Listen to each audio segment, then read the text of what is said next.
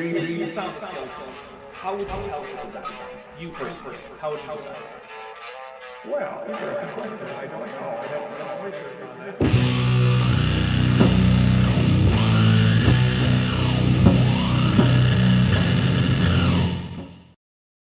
Hey everybody, welcome to the New Year stream. I am joined right now by Benthoven, Landon Knoll, and Chesh. However, more people may come, people may go. It's going to be like the Wild West of guests. And of course, we are also going to be doing some Dwarf Fortress while listening to this AIG speech. If we get through this one, I have more stuff downloaded, so don't worry. We're going to make it until midnight on the west coast of the continental US, or Canada, I guess, because that's the same time zone there. But no Alaska. We're not staying around for Alaskan New Year. Those guys can go have their own New Year thing. Yeah, no, goodness no. So yeah. Basically, this is Dwarf Fortress, and before we actually start with the debunking, I'm going to ask people, what civilization should I join? So we're going to have a poll. So let me make sure I have it so I can see the poll that I'm generating as well as the civilizations. Okay, give me a second while I rearrange a few things. Okay. Sorry, I did not think this through as well as I should have. Okay. Do you need some production help, Dapper? Probably. What civilization? So everybody needs to subscribe and share and send Dapper more money so he can hire me. There you go. Alright, so we actually have too many civilizations, so we're just going to have to... We're going to poll the panel for which one we just don't include. So you're voting for which one we don't put in. We have the Furnaces of Persuading, the Wall of Noses, the Gravel of Delighting, the Bold Theater, and Fortress of Kisses. Which one shouldn't we join? Absolutely not. Ooh. No, Furnaces of Persuading. Does everyone agree? I'm fine. I like whatever Ben says. Okay, so Ben won't do... knows what he's talking about. So we still have the Wall of Noses. We have the Gravel of Delighting. Gravel of Delighting. Hey, the game is like this, man. The Bold Theater, and let's see. Sorry, did that sound like a complaint? Because it definitely was not. Okay. The Fortress of Kisses. All right, guys. Okay. So what we're gonna do is we're gonna let that go for a few minutes. And how is everybody? Doing well. Okay. We're doing well, all of good. us. Wait. Good Whatever Ben morning, said. Good afternoon, good evening, depending on your time zone and latitude and calendar year. It's been it's fun to be here, and I'm doing well. I've got a really good wine. Nice. Costa Brown Gray's Vineyard, San Lucia Highlands, which is one of my favorite appellations in the world, 2019 Pinot Noir. But if AIG continues to excel in their ability to be a set of male appendages, then I might go to beer, and then I gotta go to straight Kentucky straight bourbon, and then Scotch, and then Grappa, depending on how bad I'm just drinking their bag goes. rum and cola here. I might go get a drink later. Right now I'm just having some chamomile tea. There's a little, like, I bought my dad some wine for Christmas, but because of a snowstorm, he wasn't able to make it. And so we're rescheduling, which is nice. But his present is here, which is wine, and I kind of just want to open the bottle. And it's been staring me at in the face since Christmas, and I'm an alcoholic. I'm seeing a lot of support in chat for Wall of Noses, and it is currently winning, but only with 36% of the vote. So, like, man, I want to go. I want to go to the gravel of delighting, because like those things don't sound like they match. So I want to know what it feels like to be like delighted to roll in gravel. You've been using the wrong gravel. Apparently. So let's see. Oh, right. We'll go over the drinking rules while the poll runs. When we get through the drinking rules. Oh, sorry, Ben. You're drinking tea, I think, right? Oh, yeah, I am drinking tea, and then I'm drinking iced tea, and then I am drinking alcohol-removed bubbly. Nice. Me and Bent are tea buddies for now, until I betray him inevitably for Landon. All right, guys. So the drinking rules, and guys, you can fill in more if we need to. One, if the creationist says something that's just so stupid it's going to melt my brain, or anyone else's brain, I suppose, we take a drink to cool off. But also, if they get something that's unironically right that they actually know and isn't just a quotation from someone else, we take a drink for that too. We'll also tell. Oh God, it's AIG. Yep. We'll take a drink. I didn't know what I was getting into. Yeah. Chesh, you say that every time, and it's always false. Every time you say that, it's never true, because you always know, because you've been on this channel so many times. I wasn't thinking about it. All right. That's what you get. If the creationist says something, tells a story that didn't happen, or tells a joke that doesn't land, we take a drink for that. We will also take a drink if one of us can successfully predict the next creationist argument when it's not super clear. We also will take a drink if, if anyone gifts memberships to the channel. We take one drink per membership, which means, if you donate 10, we'll take 10 drinks. It'll be rough, but we'll do it.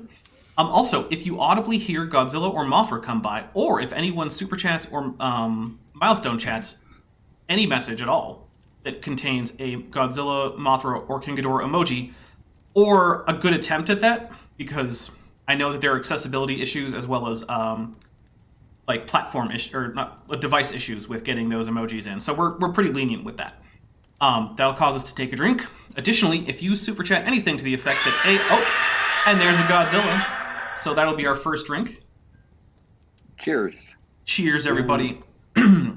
Additionally, if you super chat or milestone chat anything to the effect that AIG is a bag of dicks, we will take a drink. That needs to be couched a little bit, because YouTube will censor just the straight out AIG is a bag of dicks. So be careful. All right, so let's end this. And Chesh, I think that your complaining has swayed us towards Gravel of Delighting. It's listed first, although Fortress of Kisses is also listed as 36%.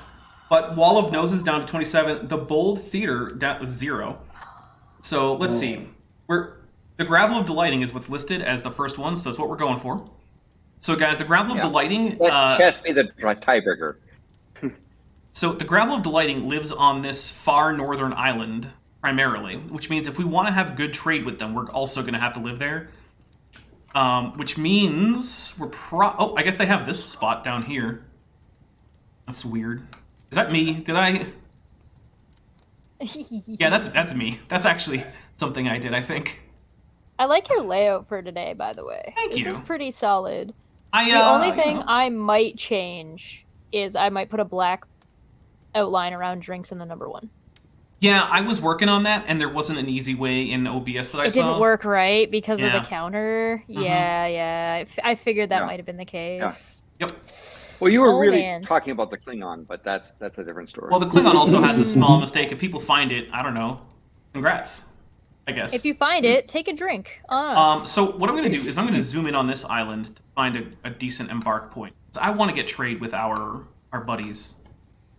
So, oh, that's really busy. Are there any places that are less busy? This Klingon dictionary right here. Oh, yeah, you do. I'm gonna be looking for this error somewhere. All right. I kind of like this area where there's like forests, but everything is so damn cold. All right, I'm making an executive decision. We're not settling on that stupid island where everything is cold and swampy and saltwater and nonsense.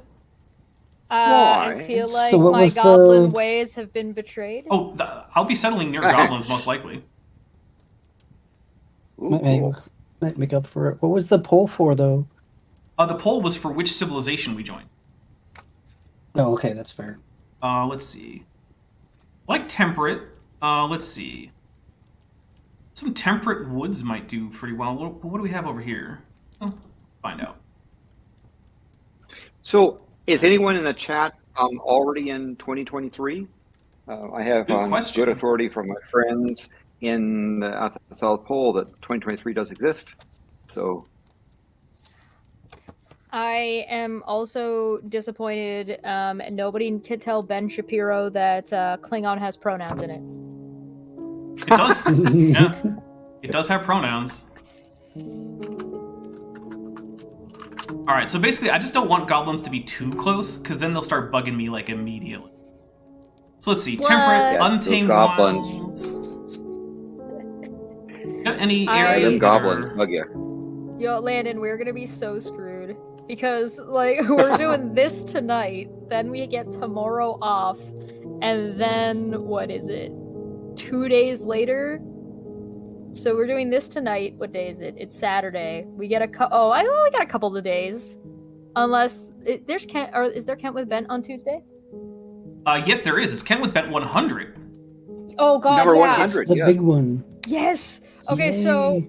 me and Dapper are definitely screwed because we're gonna do this tonight. Then we're gonna do Kent with Bent at Mhm. 100, and then the next day we're doing the next drinking debate hub, Yeah, it's... like we did with the History Channel, but this time it's fossil fuels are fake. You know, we're settling near my old fort. I don't even care. We're just doing it. I'm just going to find something, let's see, platinum, lead, fluxstone, light aquifer, that's fine. Shallow clay, great, but like whatever. All right. So we're going to embark here, where there's some river, there's some forest, and there's some hills, all in our embark zone. Okay. So we're going to confirm. Look, I'm going to... we're not going to carefully prepare because I don't care that much. So now We will recklessly prepare. yes. So what I'm going to do is I'm going to turn on the music on this a little bit after I read this text, and then we're going to start working on the video while I play and we all debunk. And let's see. A dwarven outpost, you have arrived. After a journey from the mountain homes into the forbidding wilderness beyond, your harsh trek has finally ended. Your party of 7, get it, 7 dwarves, is to make an outpost for the glory of Asen Amith. That's the Hall of Kisses. Let's see. There are almost no supplies left, but with the stout labor comes sustenance, whether by bolt, plow, or hook. Provide for your dwarves. You are expecting a supply caravan just before winter entombs you, but it is spring now. Enough time to delve secure lodgings ere the cougars get hungry. A new chapter of dwarven history begins here at this place. Cadol Merseth, Hatchet Lucky, which is what our settlement is named. We're Hatchet Lucky. So, congrats everybody. So let's hit play. Also, we have a $5 super chat from Too Young to Feel This Old. AIG. Thank you. Thank you very much. Is a gathering of the real name of the original Robin. There you go. I like it. Those who don't know, that's Dick Grayson. All right, here we go. I'm one of the zookeepers down at the Ark, so I get to work with all of our animals down there. Specifically, I work in programs, so I get to talk about our various ambassador animals. I basically get to talk about all the animals in the zoo.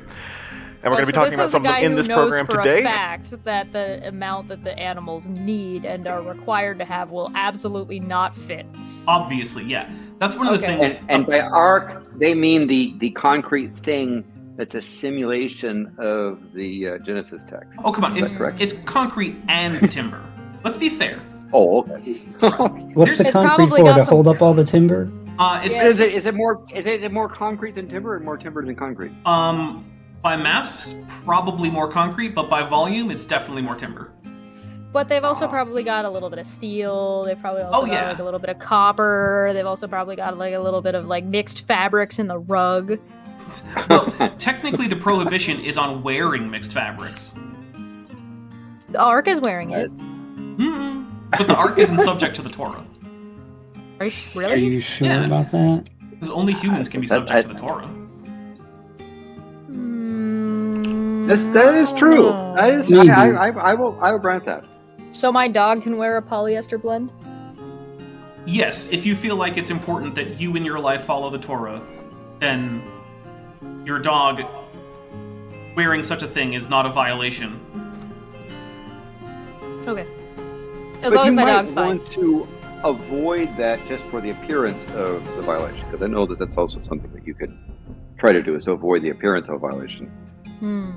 Yeah, I guess. Yeah, cover it up. Now, keep in mind, I'm not like, oh, that's not great. Why is there water there? Okay. Terrific. Oh, because we're already right over a freaking aquifer. Wonderful. Is it flooding? Not yet. But it will be soon. Yeah, probably. Yeah, alright. Countdown for when it floods. Right. Starting now. Okay, so we'll hit play again. Oh, also we have a $2 super chat from Goopdo3, sorry. It says AIG is a bag of lucky hatchets. Here we go. Well done, well done. Okay. And thank you. And some of the animals they're related to. Specifically, I get to do lots of live animal programs where we bring our animals out on stage. So if you come visit us at the Ark, you can see our programs throughout the day. This is not a live animal program. This is a dead animal program. So who's excited about dead animals? All right. We are going to be learning about some of the biggest... I'm not sure if that's a joke. That's a good question. I could see it being a joke, but I could also just see it being like, I don't know, whatever he's just saying. Gather the interest of the audience. Yay. I'm confused about why he just said that we keep the animals and the animals that they're related to. Oh, okay, because Kinds. The Ark Encounter has this whole kinds thing, where they're like, oh, these are the representatives of the X kind, and then they also have displays showing you like the modern versions that that animal is supposedly evolved into. So like, yeah, it's a whole thing. It's okay. So are we getting? I feel like maybe I just don't pay close enough attention to AIG anymore. Well, that's good. Yeah, that's good. That's not a Shows you bad have thing. class. I don't know their lore well enough. Okay. I understand. I apologize. Please continue. to animals who ever lived here, right here in Kentucky, and more generally here in North America. And so to talk about those animals, I think it's actually good to start with the biggest animals who live here now. So who are the biggest animals on this continent, here in North America? Well, we got some pretty good-sized bears, right? Like grizzly bears. They can get 750 pounds. And polar bears, way up north, they are actually the largest land... Okay, wait. Here we Those go. are both bears. What do you guys think is the largest land animal in North America? Because I'm pretty sure I know this, but I want to get what other people think. I wonder if it's the bison. By weight or by height? Probably by weight, yeah. I wonder if it's the bison. Yeah, probably wild bison, I would assume. I don't know. I think polar bears By- maybe. By weight? I'm also guessing bison. So, let's see what happens. Moose by height, grizzly bear by... polar bear by strength, bison by weight. Yeah, I think moose are taller than bison. Mm-hmm. Although you can't count antlers. That's cheating. No, it's not including the antlers. Because antlers are temporary. It's like giving Just a yourself lot a of mohawk time- and then saying that you're taller. Like, come on. I have to do that. I don't have a choice. Otherwise, I go to hell. So, Goop23 says, isn't it a moose? Moose is certainly the biggest deer, but I don't think it's the biggest animal in North America. But They're here we go. definitely large. They're very tall. Yeah. Oh, And we're also specifying land. You know what I need to do real belugas quick? would not count, and I need to make a quick meeting area for my dwarves so they don't stay out in the rain, because holy crap, do they hate that. confirmed So- dwarves do not like rain. No, they really, really, really don't. Yeah, they really hate it. I just screwed it up. Yeah, okay. So let's see, this is You a have meeting extra area. shoes? I don't have extra shoes yet, but eventually we will. So we're gonna just call this an inn/tavern. Just Okay, it's listen, literally- Athens. Oh, okay. Athens. Chesh has to get a step stool to use the oven. Okay, first off. Alright, first off, you're not wrong. Second off, I don't currently own a step stool, so I have been in trouble for the past month and a half. Oof. So I finally got an oven, but now I can't reach it. Because I didn't That's have an oven okay. in the last place I lived. Yeah. I have on good authority that Chess lives in a dungeon. I would also like to point out that I do, now that I have an oven and now that I do not have a step stool, I didn't have an oven at my last place. Not only am I in trouble for one, but for two, Puck is just getting all of the food off the floor because where else is it going to go when I inevitably drop it? Thanks, Gravity. Thanks, Gravity. It is on my, there is children's step stools in my Amazon wish list. Someone said it Yeah. wasn't gravity, it was density, but maybe. Oh, no. Gosh. Landon, did you just call me fat? Oh. I need an easy bake oven. All right, we're gonna hit play, and we're gonna see whether it's bison or not. Carnivore in the world. Oh, we're just gonna They trust can this get guy? over 1,000 pounds, but carnivores don't usually get as big as grazing animals. Right? Animals who eat grass and leaves, they can get a lot bigger, like the deer. So we have Well, elk. wait a minute. Is that a They fact can reach that he managed to? Yeah, it right? no, that is basically true. Yeah, carnivores are basically never the largest animals in the environment. So yeah, So a drink counter should be Good drink 3. for that. we're up to 4 now. Yeah. We need to set a poll. Do you guys, or at least within between us, do you guys think that we're gonna break the number we drank for the History Channel? Well, I mean, What's that number? isn't it like 105? 105. Goodness. Yeah. Golly. It was bad. I hope not. I hope we don't break that. All right. Droppity. Drop it. I did hear recently that one of the conspiracy theories that Scientologists don't buy into because it's too dumb for them is flat Earth. So take that little tidbit. Really, it's too bad dumb for Scientologists. Wow. Yeah, there's Yeah, like a yeah, lot of conspiracy stuff in Scientology, and one of them they will not buy is flat Earth. Space Well, flying I mean, DC-10s good for and them, I guess. Satans in Hawaiian volcanoes. Yep. By the way, do they say which volcano that Xeno threw the? The Hawaiian Ooh. volcanoes. They do. Good Which question.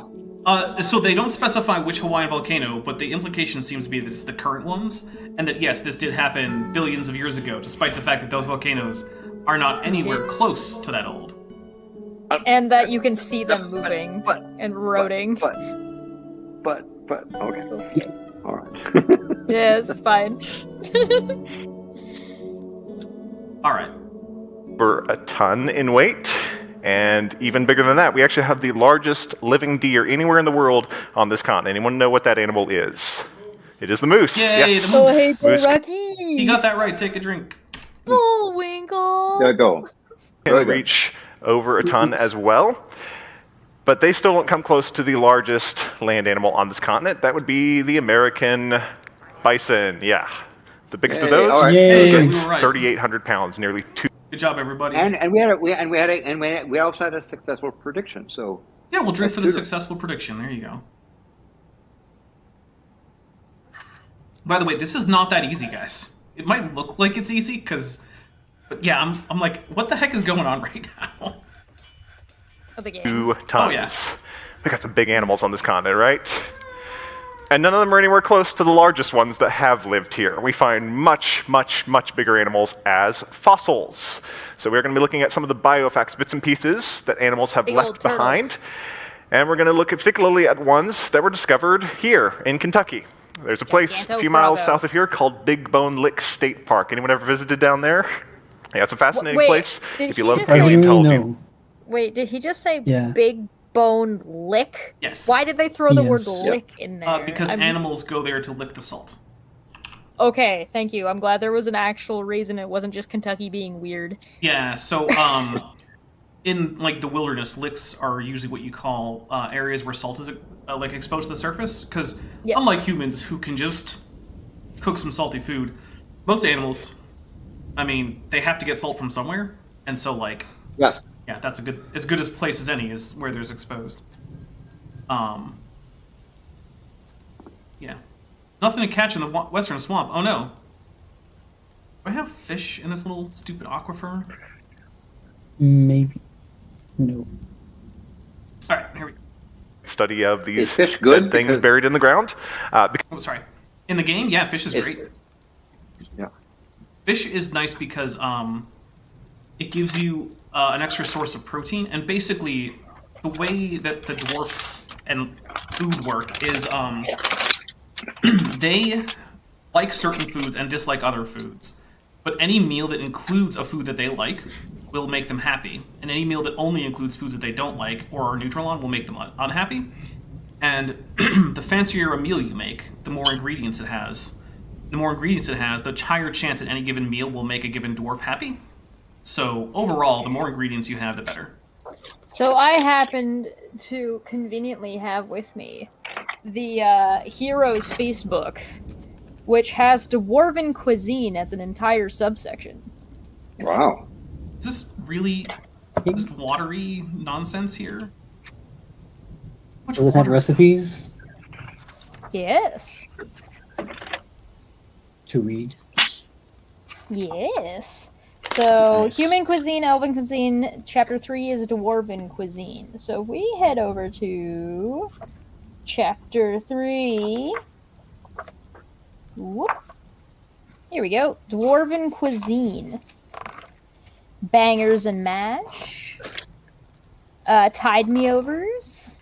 Underdark lotus with fire lichen spread. Lichen spread. Very nice. Miner's pie, potato and leek soup, smoked sausage and kraut with dwarven mustard. Does it tell me how to Very make the nice. mustard? What is dwarven? Dwarven mustard? What is dwarven mustard? Okay, so the ingredients. Oh, there we go. The ingredients listed are 3 tablespoons of vegetable oil, 1 yellow onion finely chopped, 1 large apple peeled, cored, and cut into half-inch pieces, teaspoon of sugar, teaspoon of juniper berries, optional, 4 cups of sauerkraut, drained, rinsed, and squeezed dry, kosher salt, and freshly ground black pepper, 1/2 cup water, 2 cups dark beer, 6 smoked sausages as a kielbasa or bratwurst, and 1/2 cup of stone ground mustard, and 1/4 cup of sour cream. By the way, we should thank Mark Smith for being welcome to Tetrapod. Oh, yes, look at that. Mark Smith, welcome to Tetrapod. Guys, get your Tetrapod emojis in there. I'm going to hit play while I try to make furniture. So then mustard is the ground, stone ground, and sour cream. Okay. That sounds good. All right. Here we go. Because this is a natural salt spring. It's a place near the Ohio River where salt comes up to the surface. Lots of grazing animals need salt in their diet, so lots of animals gathered there to lick up that salt, and a lot of them died there and were buried there. And ever since people have been exploring the Ohio River, going back to the 1600s, they have been discovering big bones at the salt lick. So that's why they called it the Big Bone Lick. And they discovered some huge animals, some of them discovered for the very first time there, like this right here. This is one of several hundreds of this type of bone that were found at Big Bone Lick. This is a molar tooth. Pretty good sized one, right? Yeah. Does anyone know what animal that is? Isn't that molar teeth, not molar tooth? No, that's a molar tooth. That's one tooth. One tooth? Wow. Oh, yeah. You guys That's know a what it is? ceratosaur. No. Ceratosaurs don't have molars at all. No one? I don't know. No. That's a mastodon tooth. So you can tell because it's very, very long and gigantic, and an actual molar. So being a molar means it's a mammal, right? Pretty much only proboscideans have molars that are even approximately that shape, so that narrows it down to proboscideans. Mastodon means nipple tooth. Take a look at the cusps. They're nipply. By the There way, you go. shipfish was the first to correctly guess. Oh, congratulations, shipfish.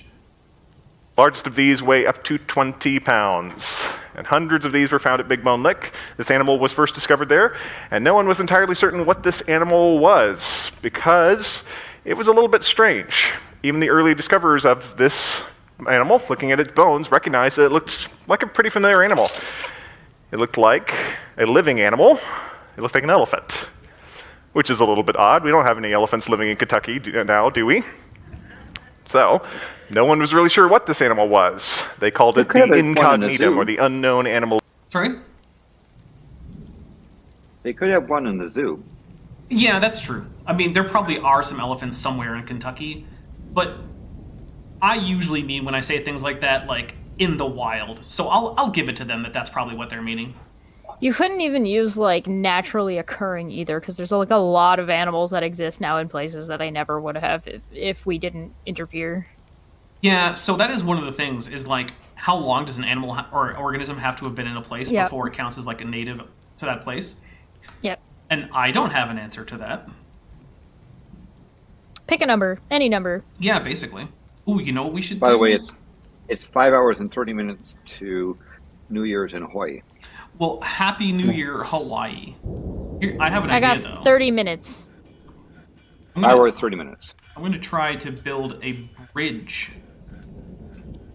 See if I can build a bridge that goes... just retracts. What we're going to do is we're going to try to build a bridge right here. Oh, yeah. Where'd my bridge go? This is not the easiest game. Preview.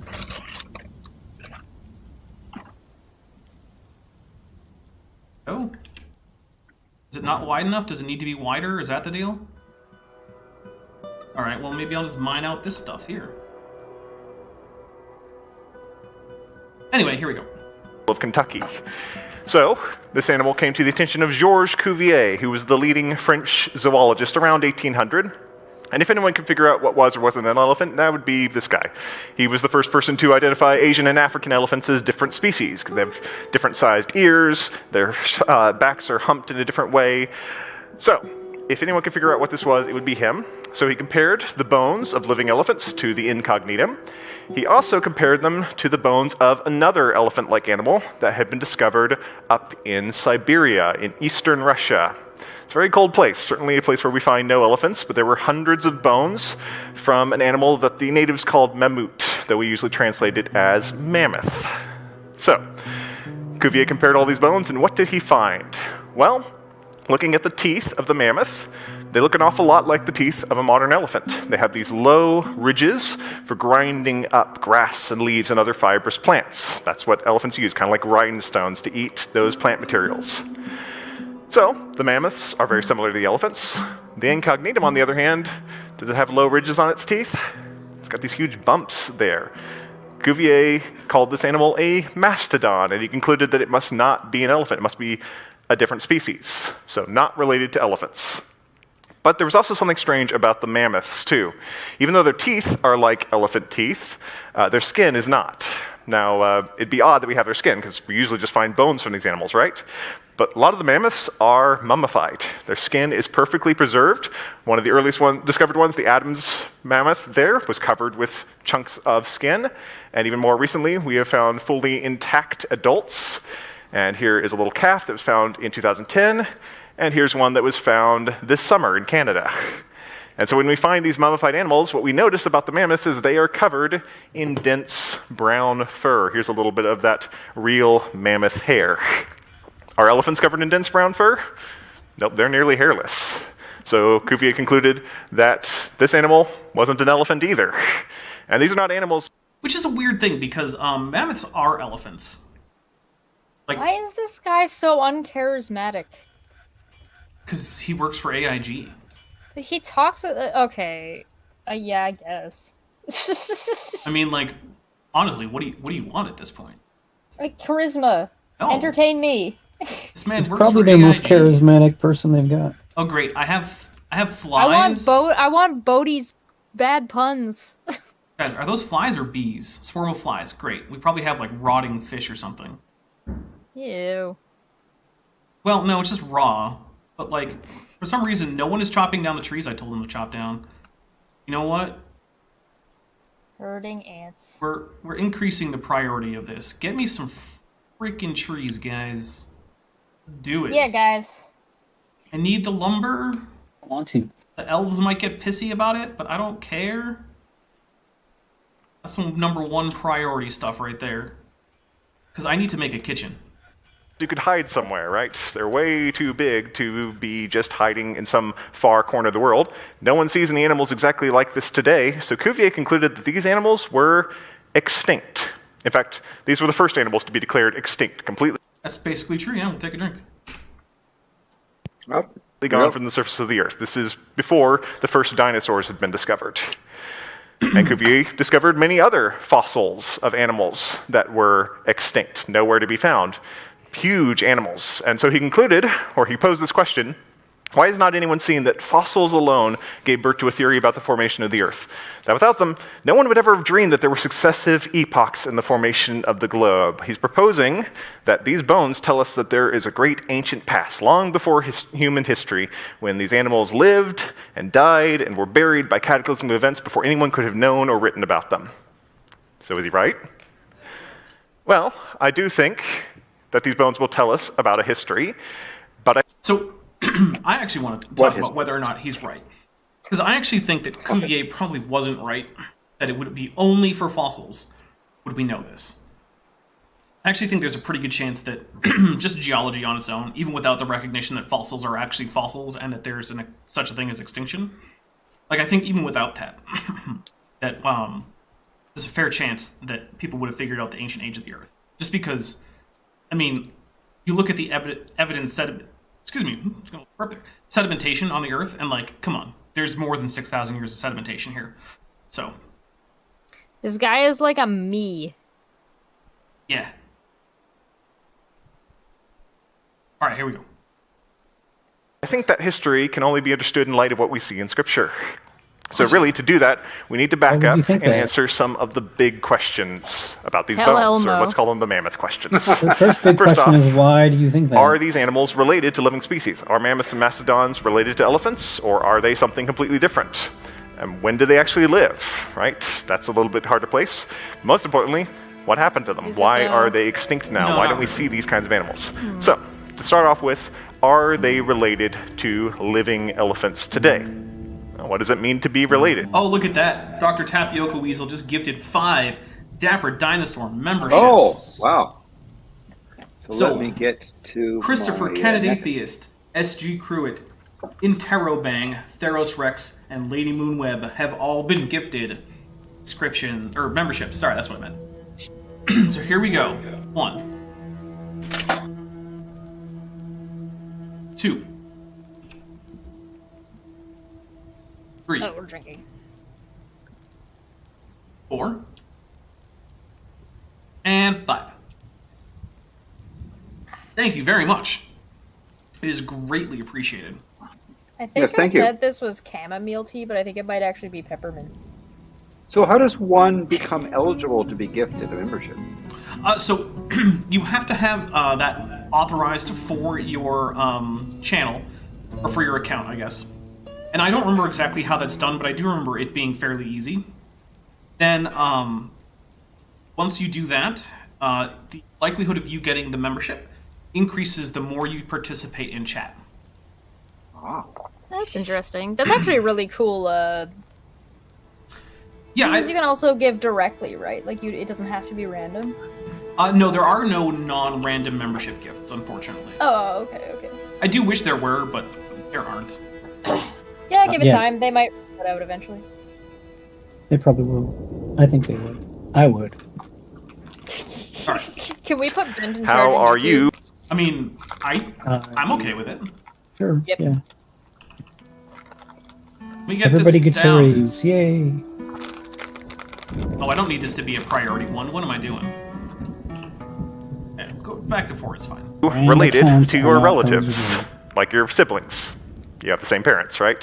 What? And you're related to your cousins because you have the same grandparents. In fact, how is everyone in this room related to each other? Go far enough back and we have the same ancestors, right? We all go back to Noah and his wife. We go back to Adam and Eve. But even if we didn't know that, could we test in the present day and show that humans are related to each other? There's a pretty easy way. I like this, like, Can a man from one begging part of the world marry a question woman from a or, completely like, different part of the assuming world? The conclusion going on here. Yeah. If we didn't know that, could we prove it? So it's like, no. I already have our conclusion. We know that this is already the case, but let's just entertain everybody out there with these asinine questions that are actually meaningless to us because we already know the answer anyway. Oh, I think I figured out why I can't build that bridge there. I Why think is that? Because that one little spot that's not actually, like, tunneled out. That's rough, buddy. Yeah. That's okay, we'll just put it right there. Oh, the fearmonger has a prediction. Uh-oh, what is it? I don't know yet. Oh, okay. We'll hit play while the prediction comes in. And reasonably expect to have children. Yes, because we are all from the human race, right? From one group that God made. So, can we do this with animals? Well, let's try it out. Let's start with cats. Anyone got a house cat for a pet? Yeah, cute little animals. Are they related to tigers? Yes. Also, we have $5 from Mark Smith that says, arrogant, ignorant goobers are a I like that sackcloth one. container of Richards, and also sends some a Godzilla, a Ghidorah, and a Mothra emoji. Thank you very much. Nice. Shipfish for $5 says, AIG is a container of insult Mad Lib. There you go. Nice. Take a drink for that, too. I do see Fearmonger's prediction. Oh, what is it? The mitochondrial Eve and the X chromosome Adam were totally a couple who lived at the same time. Ah. God, it's been a long time since I listened to AIG crap. I forgot about this. I forgot the mitochondrial Eve argument exists. It just occurred to me that, like, I don't have very much in the way of, like, breeding population potential. Oh, you're screwed, dude. I might have to buy some animals before, or when the caravan comes. Oh, I thought you meant in real life. No, I mean in the game. Oh. Can See, I thought they you meant like breed you with were screwed tigers? as a dinosaur. Oh, yeah, no. I mean, that's Grab a a seagull. thing too, but, like, you know. That's probably not going to work. No, I think the tiger's going to eat the house cat. But we can What? breed a tiger with a... Bad joke not is how bad. that- Oh, yeah, That's- Bad joke. Bad Bad joke. That's not how that works. You can, like, pray. There are very many insects. I was gonna start listing them, but there are very many insects who kill their, like, significant other during the breeding process. There's also very many, not fish, but, like, octopus, for example. There are plenty of not insects, though insects might do it as well, I'm not sure about this one, that the one of the parents will die after giving birth or will die during that process due to, like, protecting eggs or doing whatever it is that they're doing. Penguins are a really good example of this. Lots of penguins do not survive because of the way they go about their breeding process.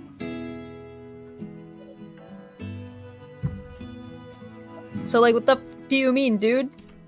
I could go have sex with Yeah. somebody and eat them the next morning. That doesn't stop me from having a kid. Now we know about Chesh's kinks. Cannibalism. Hey, Only for me. that's a kink. There was actually a case. I'm gonna eat in- your dick, then I'm gonna eat your dick. Ah! No, there was actually a case in Germany where, like, some guy was charged with murder, and his defense was basically like, this guy I'm wanted sorry. me to. And, like, his evidence was literally, like, a long email exchange about cannibalism and how much the person who he was chatting with wanted to be cannibalized. and how like so it was all consensual. You guys want to guess whether or not that defense was accepted? You know what? I feel like as long as you consented to it, you should be allowed to do whatever the hell you want. Well, it turns it's not out on the government to get into your the German authorities business. disagreed and said that even if someone wants to be murdered, you don't get to murder them. I feel like there has been a lot that the German authorities have done in the history that I don't agree with. That's fair. Fair statement. Lion, and we get a hybrid that's called a Tygon or a Liger, depending on who the father was. We can also breed a lion with a leopard, and we can breed a leopard with a cougar, and we can breed a cougar with an ocelot, and you probably see where this is going. We can breed an has nothing to ocelot do with a whether house or not cat. a house cat is We can also breed. related to a tiger. I mean, honestly, I think that if you do have a breeding chain, that is probably decent evidence that those organisms are related. To be fair, Ben makes a good point, though. They haven't actually presented with what Not they're necessary. using as not necessary, Yeah, that's and the not thing. what they're. The they cat haven't- existed, the tiger existed, and they were related before any of this was done Right, by so- mankind. They haven't said what their criteria for being related is. Yeah. That's a good point. They don't know what it means to be related, so I'm not sure I do either. I'm just a no relation kind of guy, so Well, I think it means what it says, right? Like, there's actual ancestry that you share in common. Oh, okay, here we go. This is the tricky part, right? So, I go My ahead. dog still had balls. I would test this and see if I could downbreed him to a wolf. So, I'm going to go ahead and declare that this is going to be channeled. So now I'm going to have a small moat. Guys, there's going to be a moat. oh, nice. Eventually, I'll be able to Nice. raise this drawbridge to make it harder for enemies to get on. Also, we have a $10 super chat that says, my oldest just tried to say Happy New Year, Dapper, but came out as Happy Birthday, Dapper. He's 3, and his birthday is in 2 weeks. Happy birthday! Oh, Happy happy birthday. to him. So it's the only thing on his mind, and an attempt at a Godzilla emoji. We'll take a drink for the Godzilla. Thank you very much. Excellent. The thing with the breeding, right, is it's like, okay, so if they can breed, I think that's good reason to think that they're probably related, right? Because presumably I couldn't breed with an alien. Because there'd be, like, no genetic compatibility at all. Okay, Presumably, sure. But why do all those anal probes that aliens give? well, humans? that's just for Isn't that fun. For breeding? That's just for Oh, funsies. You can have Okay. sex without procreating. Right. I'm not saying I couldn't have sex with an alien. I'm saying I couldn't reproduce with an alien. There's a difference. That's fair. There's also plenty of things besides aliens that I could potentially have sex with without reproducing. But the thing is, let's say you can't, right? Like, let's say for some reason ocelots and mountain lions went extinct.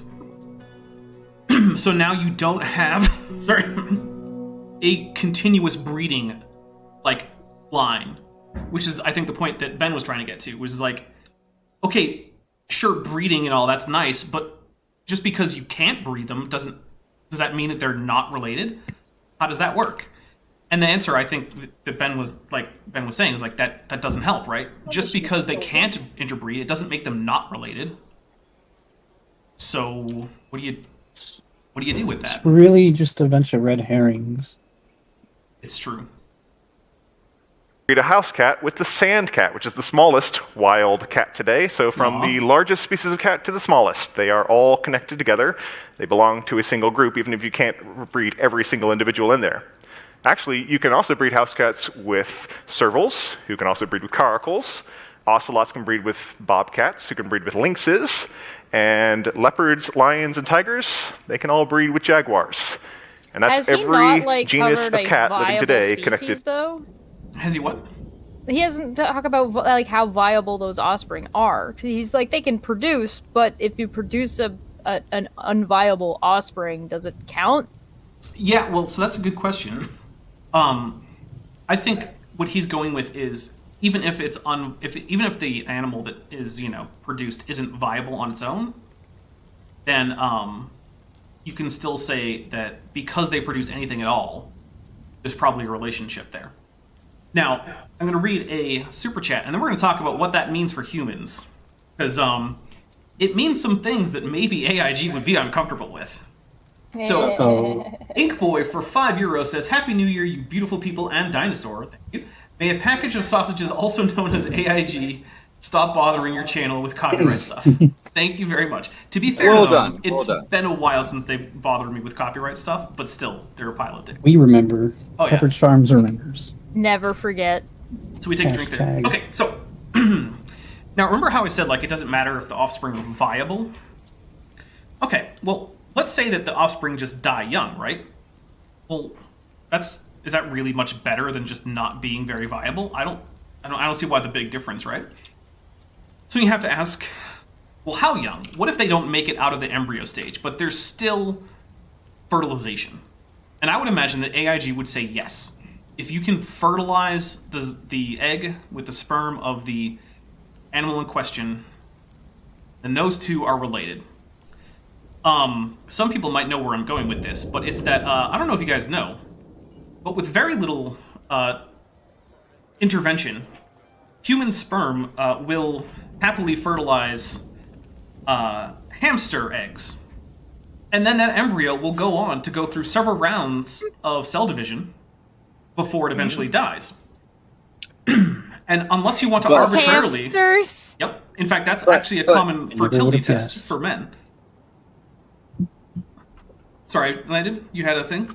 But for those people that consider life to begin at hamster conception, does that mean that they're humans? I'm not going to answer for them.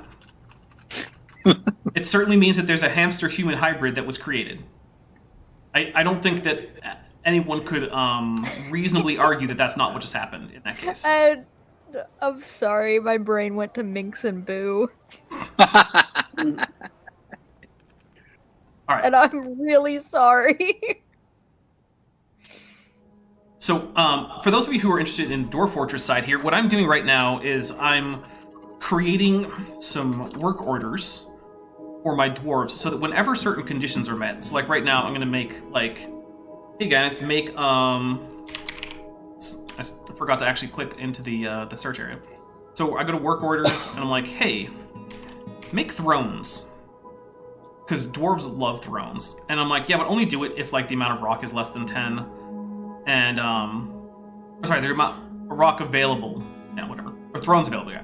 And the amount of non-economic hard rock is more than 10, which is not satisfied, but whatever. Because eventually we want to make, like, offices and a real place to eat and drink and stuff like that.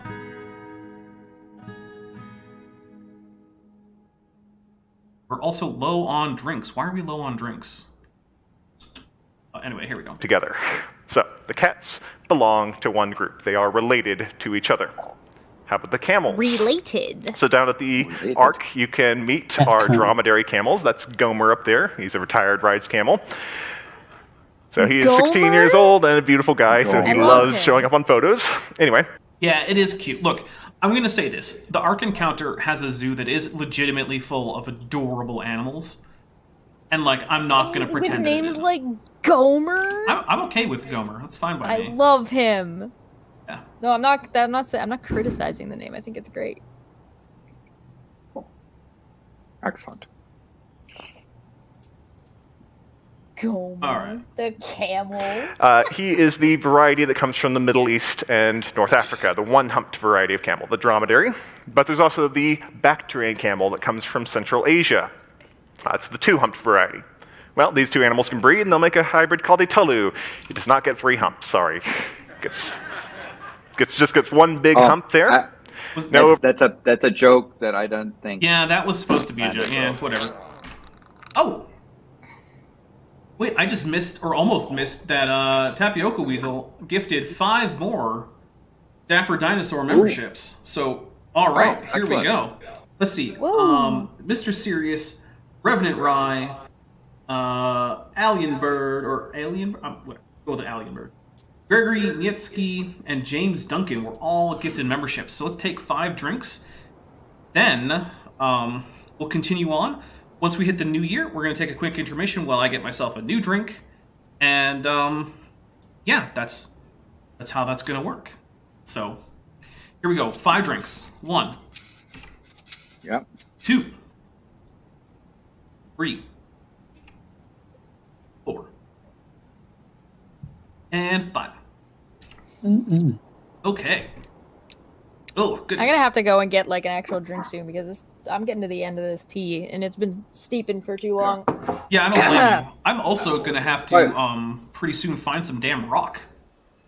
Oh, By the way, if for those that don't know how to enable it, if you were to click on that thing on the top that says, you know, the $5 gift, if you click on that little icon, you'll see something pop up and says allow gifts, which you can click on to then allow gifts on this channel. It's a per channel thing. All right, here we go. On the other side of the world, in South America, there are llamas and alpacas. There's Japheth the llama from down at the Ark, and there's one of our alpacas that's actually here at the Creation Museum. They can breed and make a hybrid called a Juarizo. That's Rico, who used to live here at the Creation Museum. Now, why have I put all these up on the map together? Because you can artificially breed a dromedary and a llama, and you will get a hybrid called a kama. It is a real thing. You can go look it up. Wait. What does that tell us? Okay. These animals. Okay. Gift. That's So- another drink. Oh, yeah. like a comma, like as in like the grammar. That's how I heard it. Steve Reno says, what about dinos and hamsters? I'm not aware of any experiments with dinosaurs breeding with hamsters to any degree. But that doesn't Heard good things mean- about frogs. Yeah, well, Jurassic Park. My goodness, that was weird. Dumb. Took a minute. It took you a minute to catch that one. Yeah, no, it did. I admit. Why do I not have rock? What is...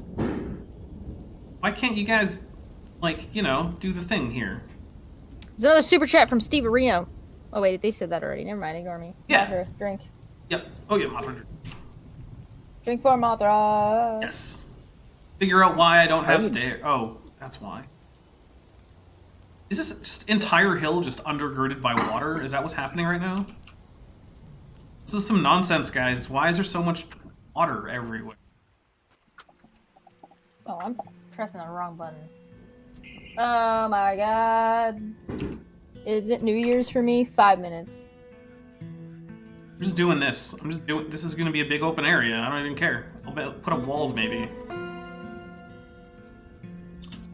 All right, here we go. 5 minutes before I'm in the Are all future. related. They are from the same group. And that's exactly what we would expect from Scripture. Because we're told in the beginning, when God made the beasts of the earth, he made them according to their kinds, and the livestock according to their kinds, and everything that creeps on the ground according to its kind. But what's a kind? Is it going to be defined? No. No. Why would it be? Oh, we made it to kind. Oh, how kind. Yay. Okay, look. JDL2150. I know I embarked where there's a light aquifer, but like I didn't expect it to be the entire map. It's usually not the entire map. Like usually if you dig into a hill, like at some point it's gonna be okay-ish. I'm gonna have to start digging up. Like, which means I'm gonna have to like build stairs, which those. I think, yeah, stairs. What have I done? I've messed up everything. Oh no. Yeah, I can mine stairs. Yes. Yes, that is a question. Why do you not have rock? As been I quoted. keep saying rock and I keep thinking of like the giant bird. ROK? Yeah, ROC. Yeah, ROC. Yeah. What's ROK? Word kind appears a lot Rock. in the I don't think that's anything. Those are the ones that believe in God. Oh. account of Genesis. When God made the animals, he made them in groups.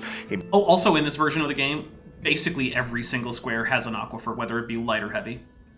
So, like, you're not going to find an embark spot that doesn't have an aquifer. Made those groups to multiply on the earth. So he designed these animals to reproduce more animals like themselves. Though, are we going to expect any members of the cat kind to breed with any members of the camel kind? No. They're from separate groups, separate ancestors God made, but within their groups they can produce lots of variety of shape and size and color. So, let's go back to our elephants. He doesn't understand how Are relation works modern in elephants related to animals. each other? Asian and African elephants. Well, let's consider Mahdi. Yes, African and Asian elephants are definitely related, Can we bring Eric Hovind back? right? Oh, no. Yeah, I mean, I get what you mean, yeah. All right, let's we're gonna set some gather plant orders. We need more food, and we especially need more alcohol. We're just gonna be like, hey guys, what if you just like, you know, gathered a bunch of crap? We turned it into booze. He's the little guy there on the Isn't that what screen. AIG is doing? So he was Yeah. born at the Chester Zoo in England in 1970. Now, if you look at his mother, you'll see that she's an Asian elephant. She's got the small ears, she's got the high sloped back, but if you look at Mahdi, you'll see he has the much larger ears of an African elephant, because his father was an African elephant. He's the only known hybrid between Asian and African elephants, but that does tell us that these two animals that are true? related. They are from the... Yeah, actually, as far as I know, it is true. There's only been one confirmed hybrid. We'll take a drink. Okay. This is gonna be like the I keep crappiest one. hearing Kent Hovind in what he's saying. Build a wall. Yeah, I might actually start building on the surface. same created kind. So, if they are related, and we can tell that with breeding, can we use that same technique to figure out if the mastodons are related to modern elephants? No, they're dead. So we're not going to be able to breed them and get any hybrids. So we're going to have to try a different technique. Is that there a anything joke? else we can do Did to I figure just out? hear somebody in the crowd say fair? Yes, you did. I hate everything. It's midnight for some people. What did I do? For Adamantium. me! New Year! Happy New Year, Happy everybody New Year on Eastern to Time. Happy New Year to Chess. I'm in the Happy New future. Year, Happy New I got here Year, first. Happy New Year to Chess. Yay, I I'm wanna done be with that 2022. Fuck that year. I have a stream on Tuesday where I'm gonna look back at like some of the videos I've done this year and cringe at myself. It's gonna be great. Yeah, you've done some videos. Migrants arrived? Why are there Quite a migrants? bit. I have done. Whose some idea was videos. migrants? My goodness, they're crazy. Migrating to my crappy little fort here. Don't even have Well, I guess beds. now we know how Dapper feels about immigration.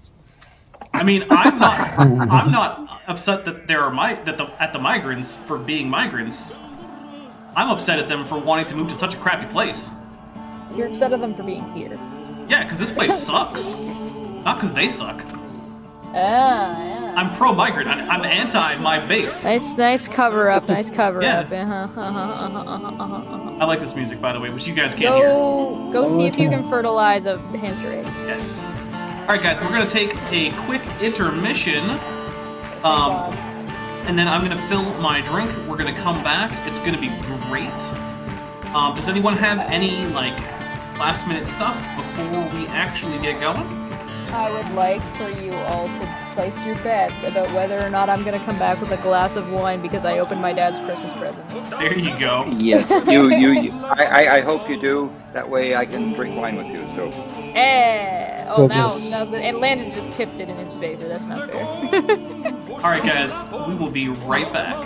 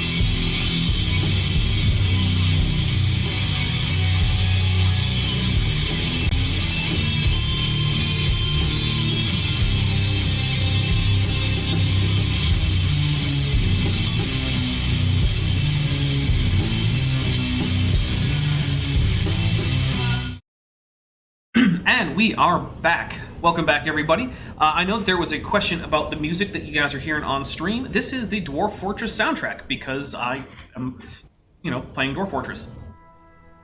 So there you go. And Chesh is on her way back, but she'll be back eventually, presumably. Allegedly. Here we go. If they are related.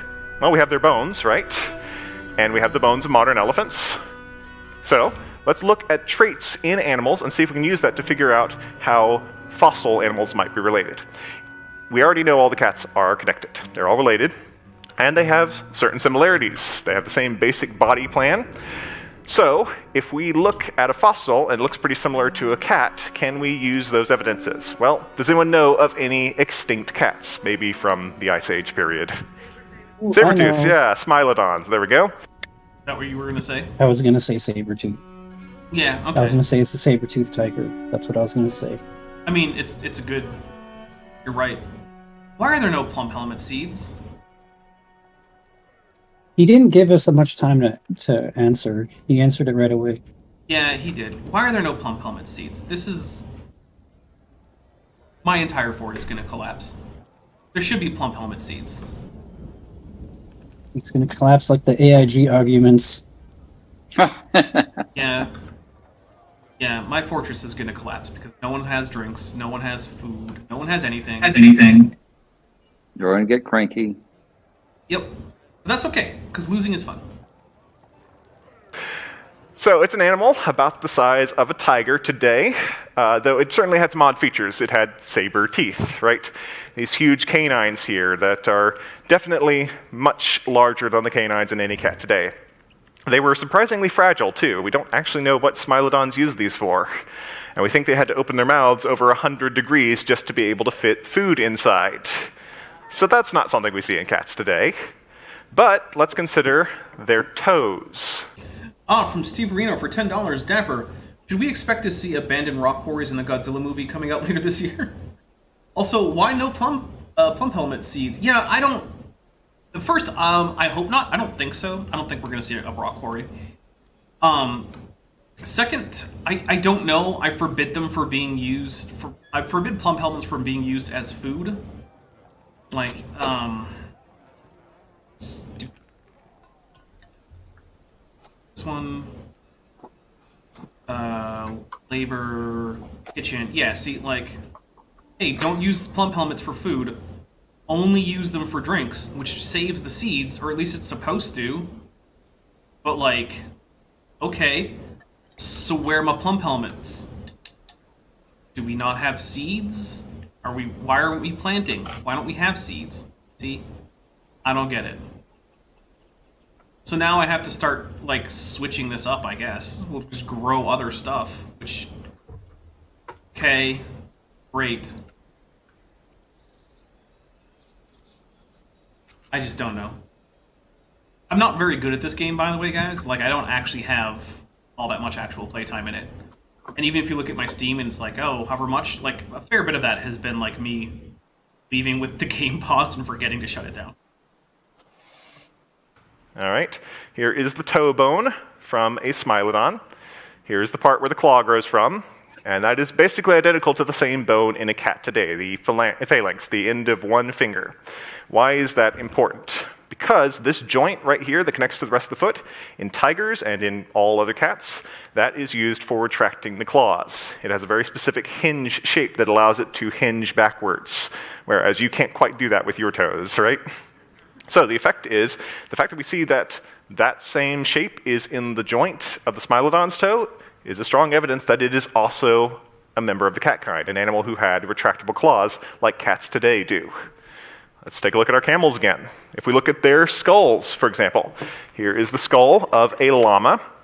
And if we look at their teeth, they have certain characteristics. They've got flat, grinding molar teeth, and they have no top teeth in the front. If you look real carefully at llamas, you might be able to see that. But that's the same thing you would see in a goat, or a deer, or a cow. But we don't think they're related to those animals. So what... Okay, but why don't you think that? Is it just because of the teeth? Because not all animals that they think are related are going to have identical dentition. Granted, within mammals, dental formula within a family is usually pretty darn consistent, but it's not always. For instance, just using Hominidae as an example, one species of Hominidae tends to sometimes have a dental formula that is standard.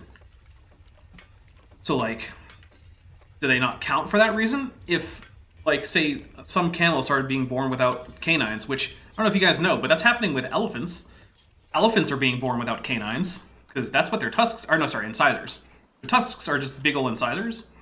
But, some elephants are being born without tusks, because they're evolving to be tuskless to avoid, all the trouble with, what do you call it? With, People who are poachers. groups that are bags of dicks. Yes. So, like, what does that mean? Like, I don't know. Tells them apart is these fighting teeth, those huge canines there, which is what llamas will use to fight with each other. I'm much more worried about being bitten by our llamas than being spit on by them. So, if we find I mean, you can have your eyes be pretty injured by a camel spit. It's pretty forceful. fossil of an animal that has those fighting teeth, that's a strong indication that we are also looking at a member of the camel kind, one who's related to our llamas and camels. What is a camel So, if kind? we go back to... That's the thing, is that, so, their idea with kinds just basically comes down to, whatever a family is, unless we feel like that's not inconvenient for us. So if the name of the taxon ends in IDAE, which is just the ending for family level taxa, that's it. That's just a kind now. Like, oh, okay, thanks. That doesn't mean anything, but thanks, I guess. Alright, so I'm gonna have to start trying to build something maybe over here. So we're gonna try digging down over here just to get some damn rock. I need to get some rock, so we're gonna see how far down we can get. Well, the rocks were there. Through. This guy is so boring. He is so boring. Oh, and David Durham for new 5. Let's see, what were we calling New Zealand dollars? Have a thing? I don't know. Do we? Salary dues. New Zealand dollars? No, dollary dues were No, for dollar Australia. dues for Australia. And we'll just go with Weta bucks because they have Kiwi? Wetas down there. Oh yeah, Kiwi bucks. That's what it was. Kiwi bucks. For 5 Kiwi bucks. Thank you. I wonder if this guy knows about the paddler fish sturgeon mix and how different these animals are. Yeah, that's actually a good point because, I mean, those guys are in like different orders within the same class. That's like, if you want to go by taxonomic rank, which apparently AIG does, right? That's basically the same as like a lizard and a mouse having a baby, and that just works apparently. So like that's a pretty big deal, and like yeah, no one seems to care about that on the AIG side. So yeah, Can they at least get like a presenter that is able to hold your attention? no. I don't like if you want to be good at scamming people and you want to be good at lying to people, you need to have like a degree of charisma. So Yes. one thing that's nice is I would have thrown a tomato at this guy by now. yeah. One thing is I'm getting some cave plants in here, so I can actually gather some plants from inside this area. So that's nice. Maybe I'll get some plum helmet seeds. That'd be handy. Also, I made rum. Wait, you made rum? Yes. You made rum? So Yeah. you sat there Impressive. and you gathered sugar. Yeah, that's how I was late coming back. I had to make Okay. it from All right. scratch. Well, Eric Hamian has All right. just donated 5 gift memberships to Sean Carroll, Oh, thank Landon you. Knoll, Valkyrie Vision, Oh, Sirius, and Kaislier. Welcome to the channel yay. memberships, everybody. Take 5 drinks. Here we go. Ready? 1, Oh. 2, 3, 4, and 5. And by the way, like I didn't even have time to set up a stupid trading depot. This fort is not going anywhere. All right, You're here we go. reminding me of when I play like when I'm digging around in oxygen not included, because I never get very far in that game. I get to like having a semi-functioning plumbing system, and then it starts getting to electrical, and electrical is just beyond my life. I've never gotten to automate. Apparently, I have never gotten the animals to work very well, like the husbandry animals. I got the farming to work really well, but I've never been able to get the animals working well enough to make my base sustainable enough to get to the point of automation. Yeah. And it's like, fuck. Yeah, I'm not even gonna, like, whatever diplomacy, guys. You don't even get a trade depot. There's no point. I haven't made anything because I don't have any rock to make anything out of. I'm trying not to overuse wood, but that's all I have. I don't know where there's any stone. So, like, yeah. For some reason, they won't actually dig this out. There's literally water right here. Oh, well. Our elephants, our mammoths, our mastodons. Sure, the mastodons have weird teeth, and the mammoths are covered with dense brown fur. But otherwise, all their bones are basically identical to each other. So do we know for sure that they are related? Well, not without being able to breed them, but their bones are a strong indicator that they are probably members of the same created kind, from the same original ancestors that God made. Here's a fun thing. Look up oldest known rhino and oldest known horse.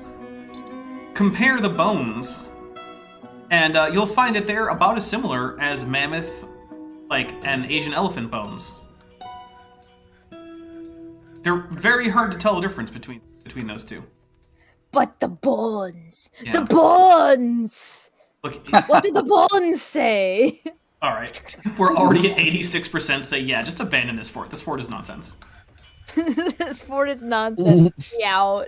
Look, if I don't have rock anywhere, like, it said, oh, you deep soil, great. It said light aquifer, great. To be fair, how do you be a dwarf with no rocks? Exactly. That is pretty rough. Yeah, it's silly. So we might have to abandon this, but we'll stick with the gravel of the delightfulness or whatever it was. Because, like, my dwarfs are actually not that miserable, but that's going to be temporary, because, like, none of them have tables, none of them have cups, because I can't even, like, make cups, basically. Can I? Let's find They're out. all gonna be miserable. Can I make a cup? Yeah, I guess I could make wooden cups. Alright. We're going to make wooden cups. We're going to make... if the number of empty goblets, yeah, less than that, though. We'll make some cups. It'll be fine, I guess. But, like, I want to change it to be, like, make 30. So here's what we'll do, guys. If I don't find a way to get rock by, like, 10:30, we're going to get rid of this stupid... You're still waiting that long? Yeah, Okay. maybe I'll get rock. Who knows? Alright. You're that guy in the meme about stopping digging and there's, like, diamonds, like, right there. Well, I gotta have a cutoff, right? That's fair. Oh, great. So the cutoff is, yeah, they won't go below this, and there's probably not any rock.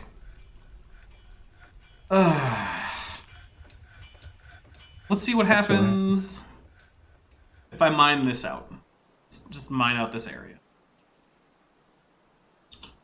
All right, here we go. And if they are, now we can place them in history. When did these animals live?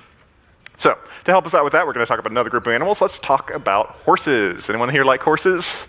Yeah. All right. So, there's a beautiful horse there. And there's another animal who looks a bit like a horse. That would be a donkey. Yes. So, that is Josephine, who lives here at the Creation Museum. Are these animals related? Yes, they are. You can breed horses and donkeys, and depending on who the father is, you get a mule or a henny. All right? I don't know if you can How hear about that, this but animal? there is This is some Zacchaeus. kid in the audience. Yeah. In Yes. the background. It's look, here's some cute. Kid's my hero. Yeah. Why don't I have doors? Why is no one making doors? Is it because I didn't tell anyone to make doors? It's not adorable. Ah, Oh. oh, no, Landon, no. Oh, I think I just figured out why I might not have any... Oh, wait, no. Yeah, we just don't have anything to make drinks with. Yeah, everyone's gonna go crazy and murder each other. can already watch the slide into madness happening. More and more dwarves are going out of the happy and into the miserable. To be Amazing. fair, if I had to live in your thing, I would probably, especially without alcohol, I would probably be pretty done. Yeah. Look, all dwarves are alcoholics. They all need alcohol, or they will just not be okay. Well, I mean, Really? have you met Really? miners? People who spend all their lives underground, like, mining literally all day, every day. Yeah, A lot of fair. them drink. Not to be judgy about it, but, like, that's a thing that happens. Let's just dig out, see what happens. Is there going to be any rock along this entire corridor? I am a dwarf and I'm digging a hole. Yeah. Diggy hole. Mark Smith for $5 says, "I know next to nothing about science. I'm just a common laborer. Even I know more than these people. How can they not see their errors? They don't want to, is the thing. Right? It's not just that they don't. Actively trying not to. They you know, in their minds are convinced they know the truth and not interested in even the question. Right. Well, I just set a gather fruit area, so that's fun. Will it be ignored? Potentially. All right, here we go. Yes, the zebra who lives at the Ark encounter. Is he related to horses? Sure. Well, he definitely is. If you don't believe me, go down to the Ark. All right, I'm taking a drink for how stupid this whole exercise is.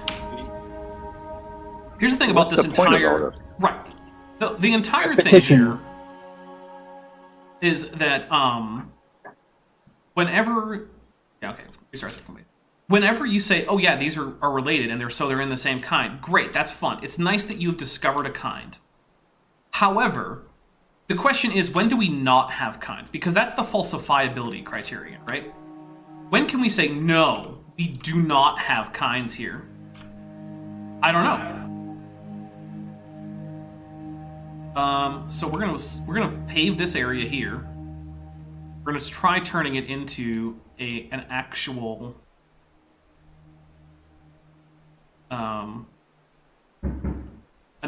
like floored area that we're then gonna turn into a tavern. Yeah.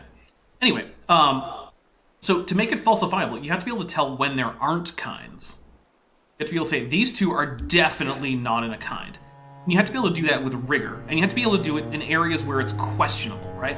If you say, okay, well, and you pick like two different ant species, right? Are these two the same kind? And they're like in adjacent subfamilies or something within like Myrmidae. Okay, like that's a good question. I don't know. I don't know how you would figure that out. Like that's a question I can see creationists being up on the fence about, right? But if you're like, oh, are elephants the same kind as like, I don't know, truffles? Yeah, probably not. I can see why creationists are going to say no. It's not an interesting question for creationists. But the fact is they don't have a way to say no, they're definitely not. Now you can say... It would help if they had a definition of kind or a list of criteria of what it would take to be in the same kind or not in the same kind. True. But why do that They when you haven't can just make it responded up to as you this- go? They haven't responded to this criticism about kind, or do they have a? So, as far as I can tell, the only real That's response... just scoffing to them. Well, the only real response that I've ever heard is just, well, look at baraminology, which is an attempt to say yes, kind. Problem is, it doesn't really have a great approach for no kind.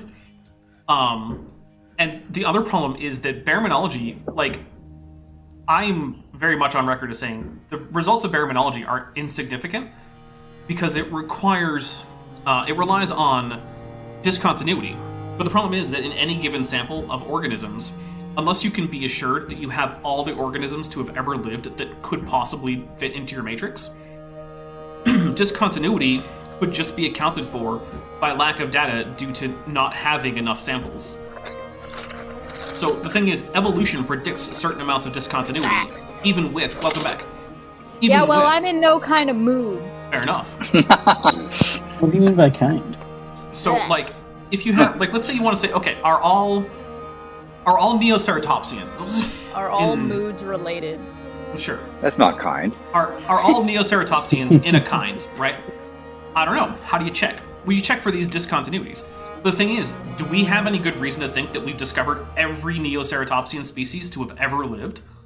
No. So without that, discontinuity could simply be the result of not having organisms that are in fact intermediate between those that did live, but that we haven't found. Have I assigned what various dwarves would do? In some cases I have. I should probably do more. Although with 15, most of them are just doing generic carrying around stuff around, which is good enough for now. But I should probably do more. Like, I'm going to be assigning a tavern keeper here. I volunteered. Thank you. Actually, now that we have more migrants, I really should get more into the tasks. Deciding to keep this base, or is it still up in the air? So right now it's technically up in the air, but we haven't found rock, and we're almost at the deadline for finding rocks. So like, yeah, probably not happening anytime soon. There's no rocks here? Is it all just, what, sludge? And It's soil and water is basically the entire thing. Mud, water, soil, maybe some sand here and there. I'm not sure. Yeah. Probably need another woodcutter, huh? Let's see. You're gonna also be a woodcutter, dude. Really want any hand... let's see. Yeah, maybe. Have some. we have a nice super chat. Oh, for $2, Vandelli1998 says, "Are all Dapper Dinosaur subscribers a kind?" Are they related to the? Maybe. Are they related to the members? Yeah, you know what? Everybody does plant gathering. Just gather plants, dudes. Tropico Weasel is out here being like, everybody who's watching this stream needs to be a member now. And I'm here for it. One more membership. Gifted to TD Lane. Welcome back, TD Lane. Take a drink. Hey. Thank you kindly. Wait, did that just do nothing? Were there? Oh no, there are some plants to gather. All right, here we go. And you will meet Zoe and Cletus. Zoe's on the left, Cletus is on the right. They are zebroids. Their father was the same zebra, but Zoe's mother was a quarter horse, and Cletus's mother was a mammoth donkey, so they are a zorse and a zonkey, respectively. What does that tell us? Zebras, horses, and donkeys are all related. They are from the same created kind, the horse Look, they kind. made a circle jerk. So, if we consider Yay. the account of the flood, we run into something interesting. Noah was given directions to bring animals onto the ark to preserve life from the flood, and we're told that he was told to bring the birds according to their kinds, animals according to their kinds, creeping things according to their kinds. The same word that God used when he made the animals. So did Noah bring 2 horses, 2 donkeys, 2 zebras? He did not. He would have brought male and female of translation on the word kind. So, it's from the Hebrew word mean, which basically just means the same thing as the word kind in English, which is to say a sort of general non-specific group of similar things, which like K. Sure. Like, I don't know what to. To be fair, if they were actually using kind that way, like if they were said, okay, listen, the way we're defining kind for the sake of our argument is to say a non-specific generic grouping. At least that would give us, 1, something to work off, and 2, would be, like, useless in regards to, like, evolution or whatever. But if you wanted to say, like, well, these ones were on the ark, I really don't think anybody's going to care that much. Yeah. Oh, hey, look. These miners are mining this, and so far, literally no rock. We're going all the way to the end of the map, and there's just not a rock in sight. So, try again. I think it's time to... Didn't the poll suggest... Yeah. We're abandoning. All right, so out. hey guys, GG. we're abandoning this fortress to ruin. This fortress is dumb. This fortress is bad, and it should feel bad. Exactly. We're gonna save the world. Save it this Well, time. the game's nice. I'm just think that their fortress of AIG is kind of dumb. Well, yeah, there is that too. All right, so we're gonna try again with a different embark. Not enough atheists in this group. We're gonna embark someplace where I'm pretty darn sure there's gonna be rocks, because I think I'm gonna like embark like mountain adjacent. Ah. So But I just abandoned this fort. Why is this a thing that I can do now? Whatever, we're gonna hit play and see what happens. Equid kind, the group that those animals belong to. So, when we were building the Ark encounter and we needed to represent the Equid kind, we did it like this. Before he gets there, David Durham for 10 Kiwi bucks says, imagine the hyper-evolution must have taken place to have the horse and donkey share a common ancestor 4,000 years ago, but have clearly long split as both are mentioned in the Bible. Yeah, so I abandoned this place. What are you talking? Abandoned to ruin. Save the world. Save to a new folder. No. Save to this timeline. Yes, abandon game. I'm gonna read the super chats. David said, imagine the hyper evolution that must have taken place to have a horse and a donkey share a common ancestor 4,000 years ago, but have clearly long split as both are mentioned in the Bible. And then Inkboy for 5 says, did Noah took ducks, geese, swans, and other aquatic avian dinosaurs, or did those just waddle behind the ark? So, yeah, it's a good question, because the thing is, AIG and creationists generally like to say that, like, oh, aquatic creatures didn't have to be on the ark, because they can survive in the water. Which, like, okay, but also, like, do you think, like, do swans count? Like, how aquatic do you have to be before that's the case? Now, what David Durham was saying about the hyper-evolution is I'm actually... sorry, did you just ask how aquatic is aquatic? Yeah, like, to count, right? Like, how much time do you have to spend in the water before it, like, counts? I don't know. Wait, what just happened? I didn't tell it to do any of this. No, I don't want to be here. Where is this? What's happening? I don't know. It's just like, oh, hey, you just did things now. What is this place? So What is? So, I'm not up on AIG lore, but fine. We're just who knows where. The cannon. with regards to aquatic, what happens to saltwater versus freshwater critters? Yeah, so they generally just say, oh well, we think that. Okay, All the water was salt when it was a flood. Something was weird is happening because I can't use like the keys on my keyboard right now. Like, I can't click things. What have you done? Alt-tab. You broke it. Save and restart. Oh, now it's kind of working? Okay, we're just... Yeah, I don't know what just happened, but we're gonna, do it without saving. Yeah. Ooh. We're gonna start over where I actually have my keyboard functioning. 'Cause apparently I hit something. So Severino says, no offense, Dapper, but it's kind of nice to see you not excel at something. Thank you. And there's a Godzilla emoji. Okay. If we want We'll that, drink for that. I'll get Dapper to come and play League of Legends with me. Oh goodness. That'll just be an excuse for you to be mean to me. I'm not mean. I've seen you play League. What do you mean? I don't mean to people who are new and don't know how to play. You're a goblin. First, I mean to the enemy team. Does that count? No. sure. Listen, get out of my lane, get out of my game. Simple. Alright, here's what we're gonna do. Somewhere like grasslands or something like that with some hills. Yeah. Elves and humans, yeah, whatever, that's fine. Alright.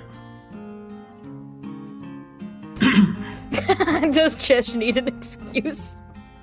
Come on, guys. I'm a nice guy. Alright, no aquifer, apparently. Iron, gold, silver, copper, nickel, zinc. Yeah, that should be fine.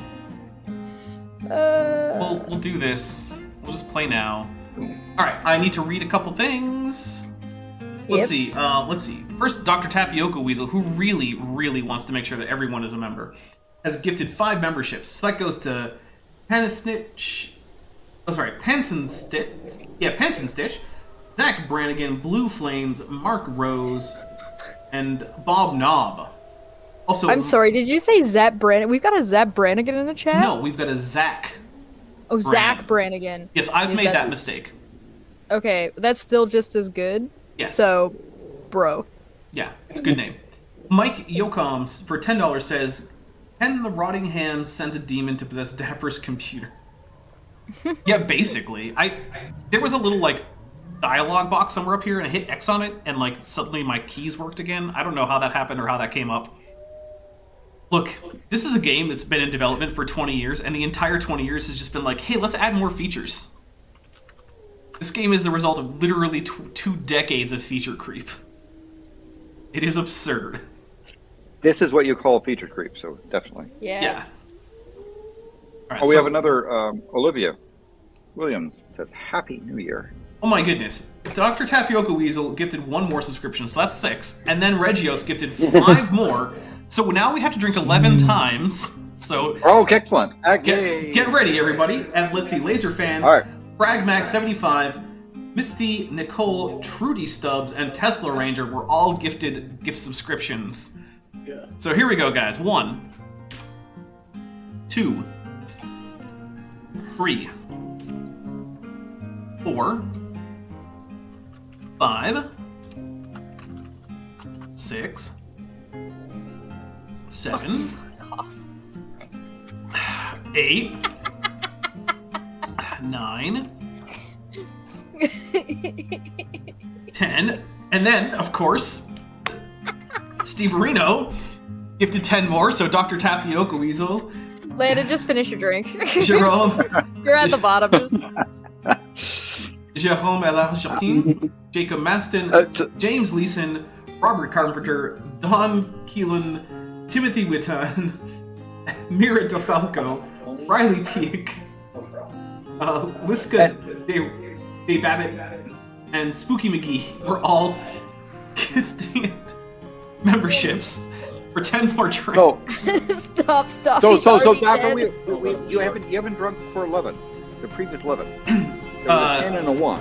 No, we did. That's why we're up to 44 drinks now.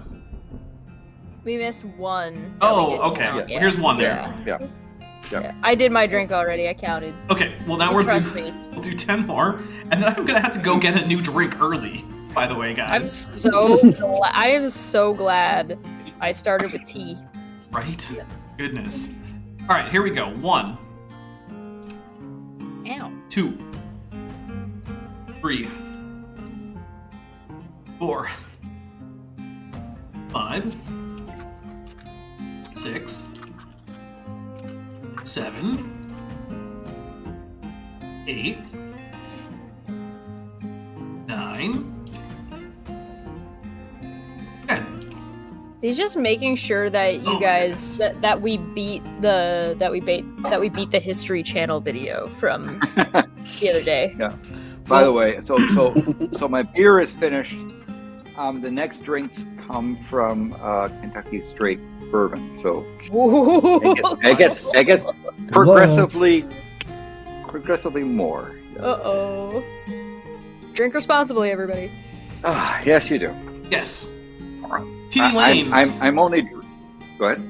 Sorry, TD Lane for $5 says just download Crusader Kings 2 and we can have an awful multiplayer game of people screwing around and murdering the Byzantine Emperor. For Christmas, I got a copy of Minecraft Dungeons. Nice. So I've been futzing around on that. Actually pretty fun. Actually a handful of like what are the equivalent of like raid bosses that only require 4 people. Nice. And so that's kind of, they're like mini raid bosses. So that was fun because I got to play it with my sister because she got it. So she's been trying to play it. She got it on like Xbox, and luckily like Minecraft has all the cross-platform shit. So I was playing that with her and her significant other, and it was I'm not gonna lie, not only was it hella fun, but also she has no clue what she's doing. Like not remotely. So she actually got to learn what like aggro was and how to pull a mob, and Nice. it was adorable. Meanwhile, she's just running ahead, like, so her significant other knows like this terminology and has played games in the past and stuff. But he won't get WoW. But she has no clue. So me and him are like methodically going through, and she's just like gone, and it's like, guys, I'm gonna die. Help. So it was really funny, and she's like, oh, we should have streamed this. Nice. It was really cute. Go get your drink, Dapper. Oh, yeah. Actually, while you guys are talking about that, I will go get my drink. And we will pause this, but I want to point out, we already have rock right now. Nice. There is rock right First now. try. We're at 55. We're at We're 55. at 55, and we're only in. We have another, 2 and a third hour left at least. Yeah, maybe 3 hours. We're all gonna die. But I I want to don't say, remember what we were at. Hold on, let me But check I'm- it with you. I am not I'll be back. I must admit, I'm not a game person. It would be embarrassing if I told you the only game I ever had at home as a kid. Go on. What game? Tiddlywinks. Pong. Yeah, Pong's hella fun though. Did you Yeah, have really 2-player fun. Pong or 1-player Pong? 2-player Pong. 2-player Pong's pretty great. Did you have somebody to play with? Yeah, although I know, admit there was a thing where the computer would kind of play, but the computer was kind of there. And then in arcades, my 2 favorite games was Centipede and Frogger. If it makes it feel any better, I had an N64 and I had a couple of the, like the party games. So I had like what's it called? Pokemon Stadium and like Mario Tennis, and nobody would play with me. Like nobody would play Mario Tennis with me. It was the saddest thing ever. Oh no. And to be fair, I'm not very nice. So I have learned as I've gotten older to let people learn how to play the game and be nice to them while they're learning instead of shit stomping all over them. Yeah, That's true. People would play with me, but I had all of the characters all like with the maxed out shiny stars and doubles and with like singles. So I had played all the characters and I did everything. And my favorite was playing Baby Mario because when the screen flipped around, you couldn't see him. Like all you had to do was run to the front of the net and you couldn't see him on the opposite side of the net. So if you played doubles, the computer would be behind you, so you would just wait for your moment and then just jump up out of nowhere and just Nice. Well, I actually to Vadim, Joust is would be one of my top 5 favorite games. But I think of all, I preferred Frogger because it was a cute game. I don't like the first person pew pew pew pew pew stuff. I prefer things that are more fun. Yeah, I'm not much of a first-person shooter. Once in a while, I do find something that I'll enjoy a little bit. Like there was a 2-player mode in Banjo-Tooie that had like a shooter area, but it had like different kinds of like eggs because you were carrying Kazooie around like and shooting eggs out of her face, and so but you got to like. You had regular eggs and fire eggs and ice eggs and like so it was like fun, but it was like a super little mini game. It wasn't like competitive. It didn't have like extra crap to it. So that was fun. So but that's like old. You want to talk about people who are like, oh, I played Call of Duty. Yeah, I played like GoldenEye, man. Come on. Right? I mean, I don't know what Mario is. I also did I also like asteroids, but Asteroids for those, yes, the original thing on there for South. Yes.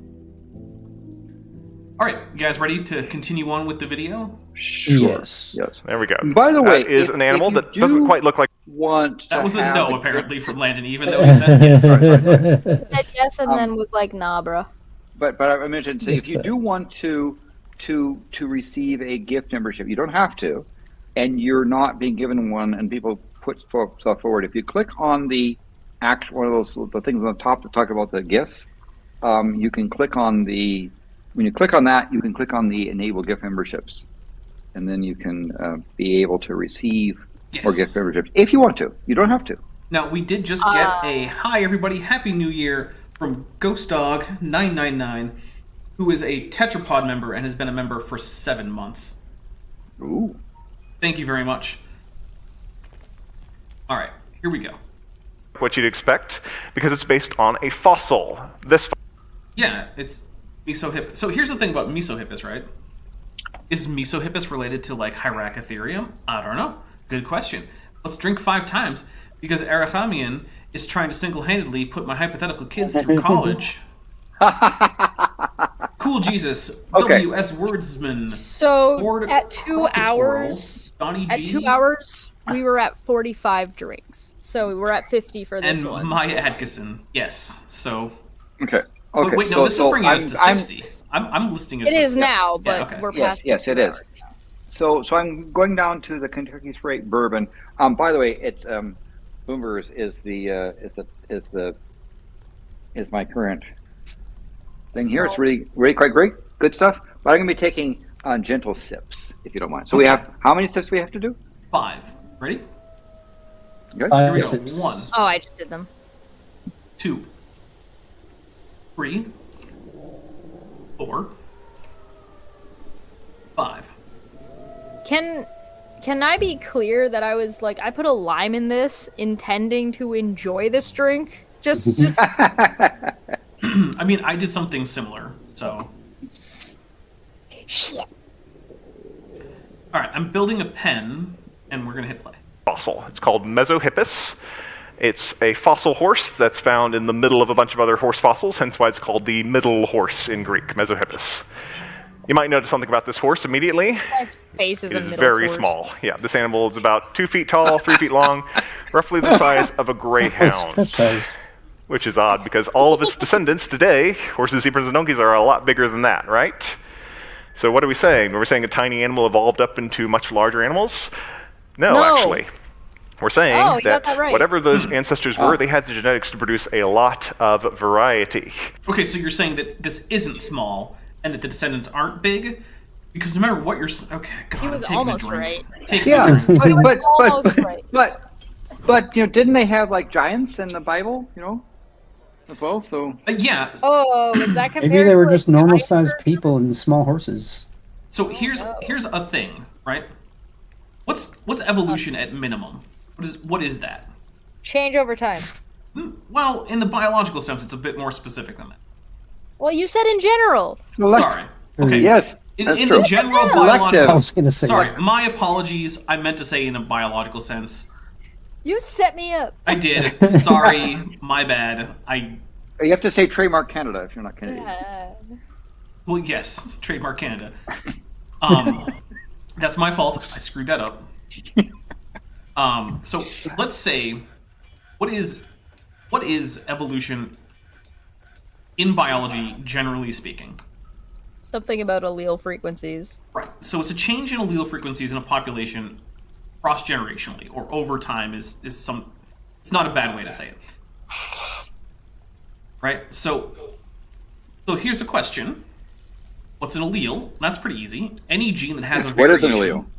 Any gene, which is, something that codes for something, can have variations, right? So, like, if you start in the coding region, like after the start codon or something, for a gene that I have, right? It might go like ACG in my genome, but say in someone else's genome, it might go ATG.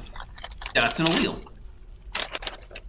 Now, every single allele in a population, if you were to count up how many individuals have that allele and how many times they have it, because, most populations that we talk about are diploid, which means you get to have up to 2 alleles for any given gene, then you can say, okay, well, that's the frequency of the allele in this population right now.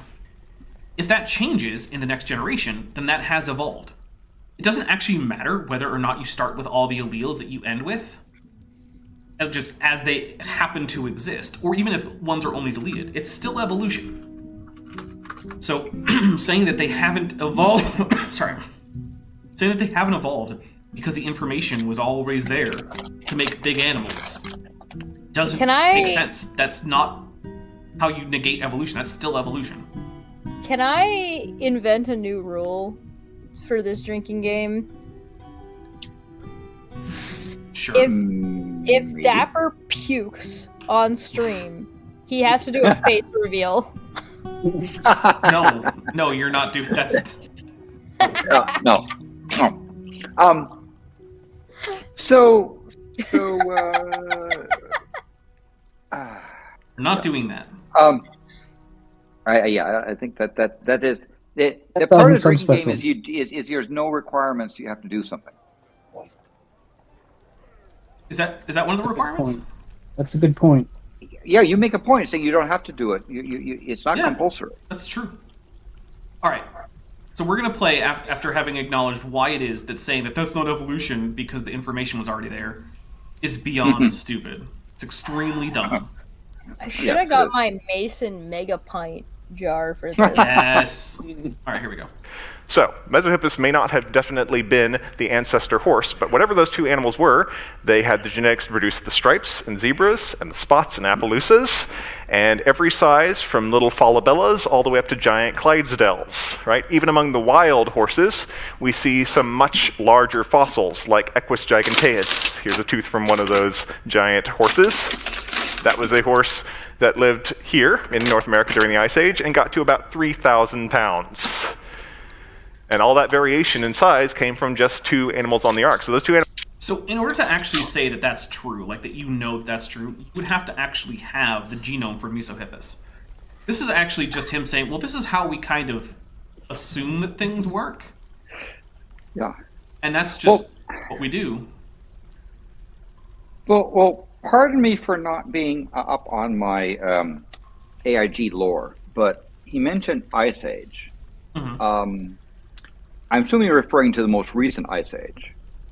And so, was the flood before or after the most recent Ice Age?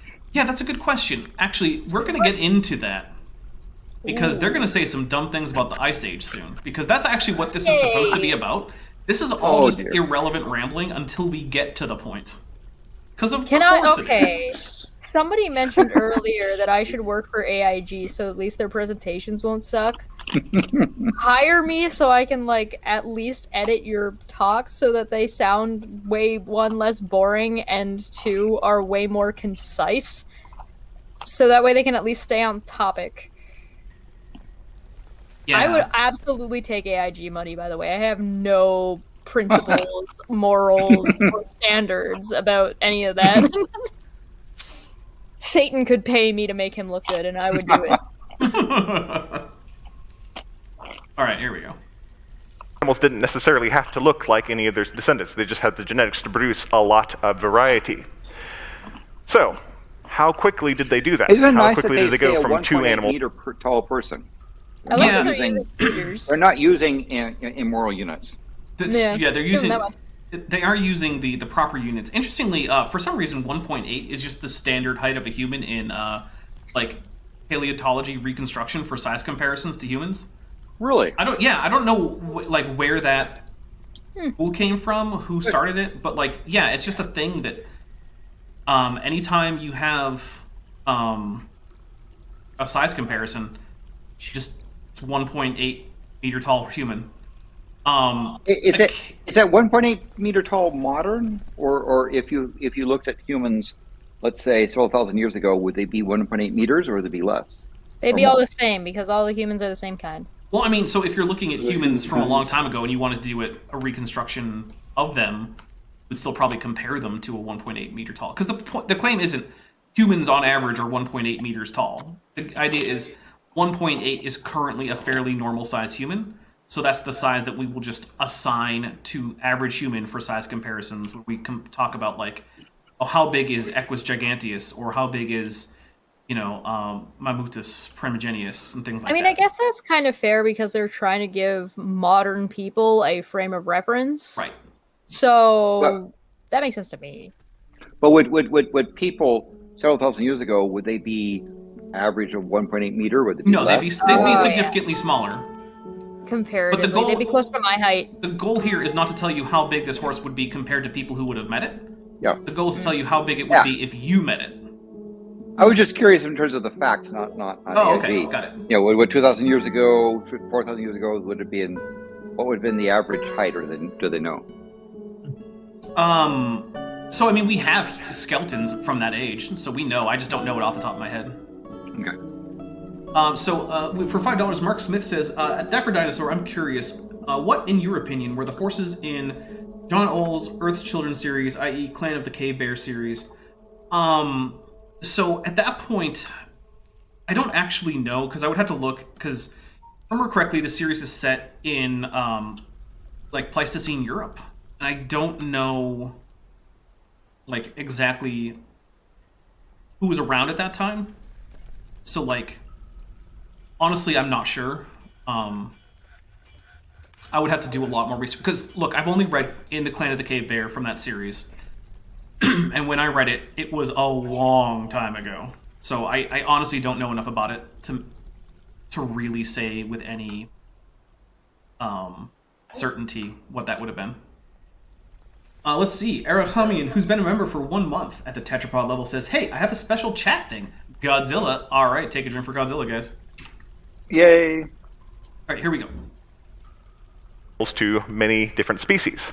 Well, later on in Genesis, after the flood, we have the account of Joseph. Everyone remember Joseph? Yep.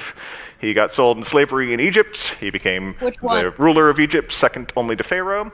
And there was a famine, and the Egyptians needed food. So we're told in Genesis 47 that Joseph gave the Egyptians food in exchange for the horses, the flocks, the herds, and the donkeys. Yes. Both the horses and the donkeys are here, and there are separate words for them.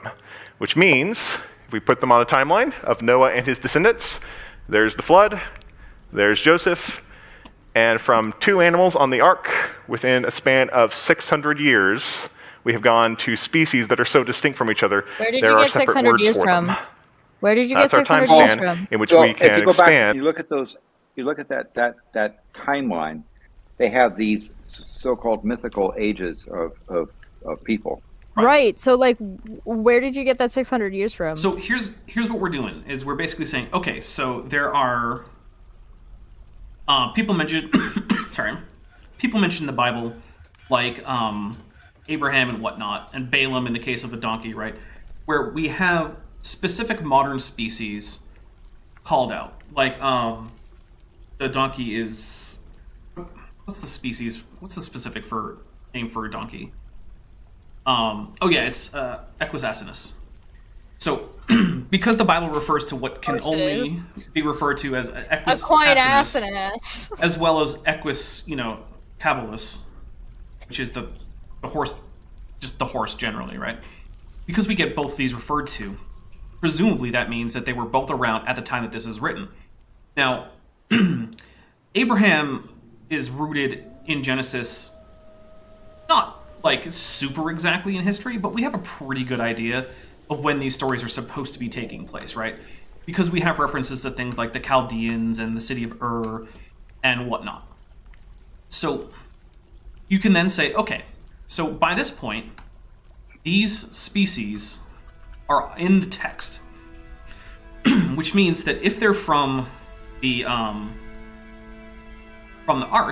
well, then they couldn't actually be. That those species would have had to have come about by then, right? They're going to be like, oh, well, they didn't evolve, but whatever, it's evolved. So what they're doing is they're saying by basically the time of Abraham, we have more or less modern fauna because the Bible refers to it, and also it's set at a time when the Egyptian, at least the Old Kingdom, right, has already been established because Abraham travels to a fully developed Egyptian civilization with pharaohs, which also means that any animals that we see depicted in ancient Egyptian hieroglyphics also have to have developed. So that's where we're getting this, like, 600 years. I actually don't think you have 600 years because of their other ideas about things like ice ages and whatnot, but that's where that's coming from. Also, Shipfish, for $20, says, Happy New Year! And yes, it is now New Year for all you Central Time Zone types. Happy New Year! Happy New Year! Happy New Year! Take a New Year drink, why not? Yes. Okay. So this is now my storage location for everything that isn't food or corpses. So the Ice Age. Well, it's does the Bible say when, quote, allege when the Ice Age occurred, or is that just inferred by guesses? So that is all inferred, right? There's the Ice Age. Nothing about an Ice Age is mentioned in the Bible. However, the evidence of things like glacial tills, terminal moraines, things like that are just so blindingly obvious that even young Earth creationists basically just can't get away from it, right? They're just like, no, we have to account for this. Nothing about this is going to make sense unless we say, yes, there was in fact an ice age. And yes, go ahead. So no, go ahead. So yeah, they're trying to find a place to fit this in. Is basically what they're doing. And for them, go ahead. For the record, I actually live on a glacial moraine, and then there's one other glacial moraine to the north of us, and then there's the border to Canada, in which case all bets are off. Yeah. Because Canada is just under a collection of ice anyway. Isn't that right, Chess? Chess? Oh. She didn't hear. No, Huh? she didn't. Me? What? What? What is this? I'm in trouble. What did I do? No, I was Careful. making a vague reference to Canada and glaciers. Oh, yeah, no, I'm in trouble probably. Probably, yeah. Probably. I would expect. Seems likely. I mean, I put on new face cream that I got for Christmas and my face exploded. I So think now I'm that, trying a different one. I think that happened in that Cabinet of Curiosities with Guillermo del Toro. An exploding face? Well, someone put on new face cream and like all sorts of craziness happened with the face and whatnot. Well, I've got a really good face cream that's like... Okay, so when I say really good, I mean it's like... I buy it at the drugstore. Like, it's not it's not super expensive. It's like the standard brand. But it works really well for my face because I have like old chemical burns under my eyes, so my skin gets dried out really bad from when I used to work factory. Ooh. And so I found one that works really, really well, but I got some new stuff for Christmas, and I'm gonna try it and see if it works. And if my face explodes, you know what happened. All right. What kind of chemicals did you factory buy? Hydrocin mostly. That was the problematic chemical. So like I was working like oil and coolants. So you had like your standard oils and your standard coolants that you find in most CNC machines and lathes. It was like metal work.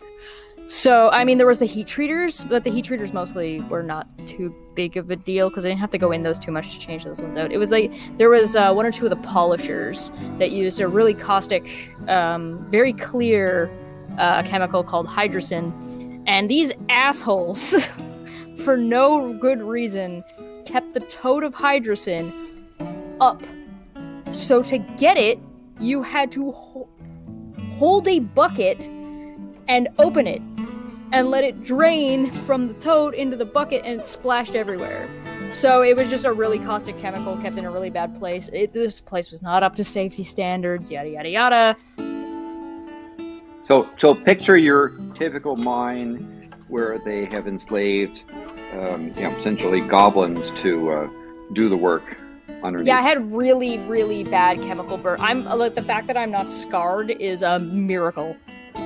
Like I should have really bad like chemical burst scars. Like sometimes in the summertime you can see like a little bit of off coloring in the way my skin tans here, and that's why like you'll notice that under my glasses sometimes here, if you watch my videos once in a while, my cheeks right here get a little bit more pinky or a little bit more off color than the rest of my face will, and that's because if I'm drinking, like my face will go flush, but it will go flush all the way down. But sometimes it'll just get red just under here, and that's just leftover damage to my skin from really bad chemical burns.